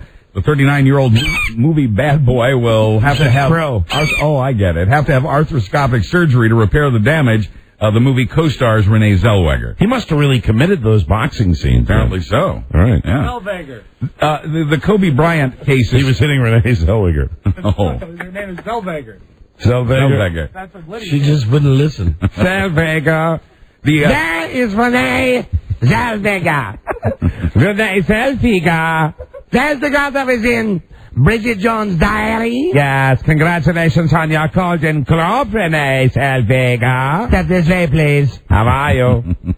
The Kobe Bryant trial is still months away, and already a book is coming out about the case. Of course. Where's Kobe Bryant? Bring him to me now. I think he's sleeping with Renee Zellweger. He was ill today, didn't make it to court, but the author of Kobe Bryant, The Game of His Life, will be handing out copies at Kobe's next hearing. He says he co-wrote it with several other journalists who worked together under a pen name. He's also including documents that may or may not be presented in court, including one that says Kobe took a very long time to answer the question, did the accuser at any time say no? The police document says that after several long pauses, Kobe said it was consensual. When the question was repeated, Kobe said no. Where's Mrs. Blaine's box of capsules? What does that have to do with I thought he might say no. The book also points out that the accuser had sex with two other men around the time of the alleged rape, one before and one after her encounter with Kobe. So he's too sick to go to the hearing today. Couldn't make it today. Couldn't make it on time. Mm-hmm. I'm guessing that means he's out of the Lakers lineup, right? Yeah, that's what. Yeah. If you don't show up in court, you got to. Oh, and I wish. Well, we couldn't play the tape. Somebody on the internet sent me an MP3 of the undeleted Shaq rave out about the refs. Oh, really? Cool. And you know how normally we goof on Shaq because his whole thing is, what's up, dog? Right. You can't understand a word I'm saying. What's up, dog? He cut through with the F-bomb. Really? I don't know how many times in this particular piece, maybe 6 or 7 times, where it was just... Where he's going nuts? This is recent? Yeah, this was yesterday. Right. Whenever the Lakers last played. That the effing referees are calling the effing game against me, and I'm the only effing guy out there that gets fouls calling. I got effing guys pounding on me. I got effing guys beating me in the effing head. I don't give an F what the effing referees say about this. You think we can get it? Well, I've got it on my computer, but it's got all the Fs. Well, we just do the editing. I'll bring it in tomorrow. We'll beep it down. It's Excellent. good. It's maybe the best Shaq tape I've heard. And we can add it to our sports collection. Yeah, I'd like to hear it. Well, where's the rest of our Shaq? Do we even have any Shaq tapes? We got, I don't think we have any Shaq. If you go over there, we might have him saying something. Robbie, look in the lower S's. It might be something about him, about baby's daddy or something. Right.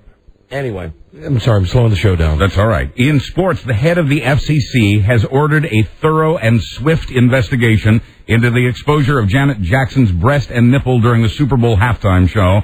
FCC Chairman Michael Powell calls that show, quote, classless, crass, and deplorable. Yeah, why don't you look into that, Powell? And he says he's gotten scores of complaints about the incident.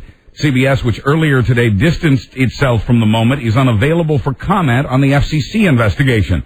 NFL Commissioner Paul Tagliabue says the incident was offensive and embarrassing, and he says he'll have more to say about this in the coming days. Really? It's chick showed her boob. You know, we got guys seriously planning to get on airplanes and do crap. Right. All of Let's America. pay attention to what really matters, all right? All of America's a titter over this. Yes, right. they are. Really, we are.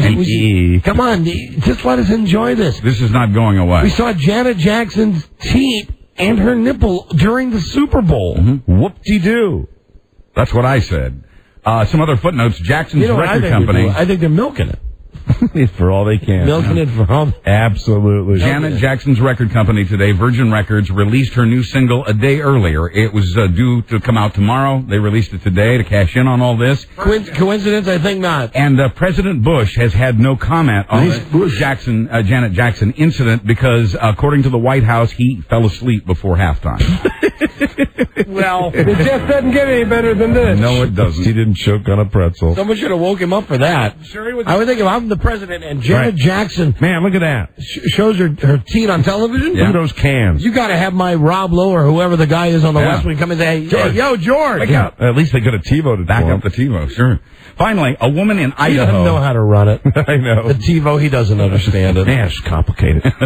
Finally. Listen, I know you're we're running out of time, Buzz, but I really have to ask, for those of you who are TiVo people, right, like we are, how many of you, even though I was watching the game in my cave with my wife, it was on in the other room where the TiVo is, how many of you who were watching it on and have TiVo backed it up to look at her teeth? Oh, lots of them. I'm telling you, we must have spent 20 minutes going back frame by frame, then moving ahead and Can't moving be as back. good as what I brought you today, though.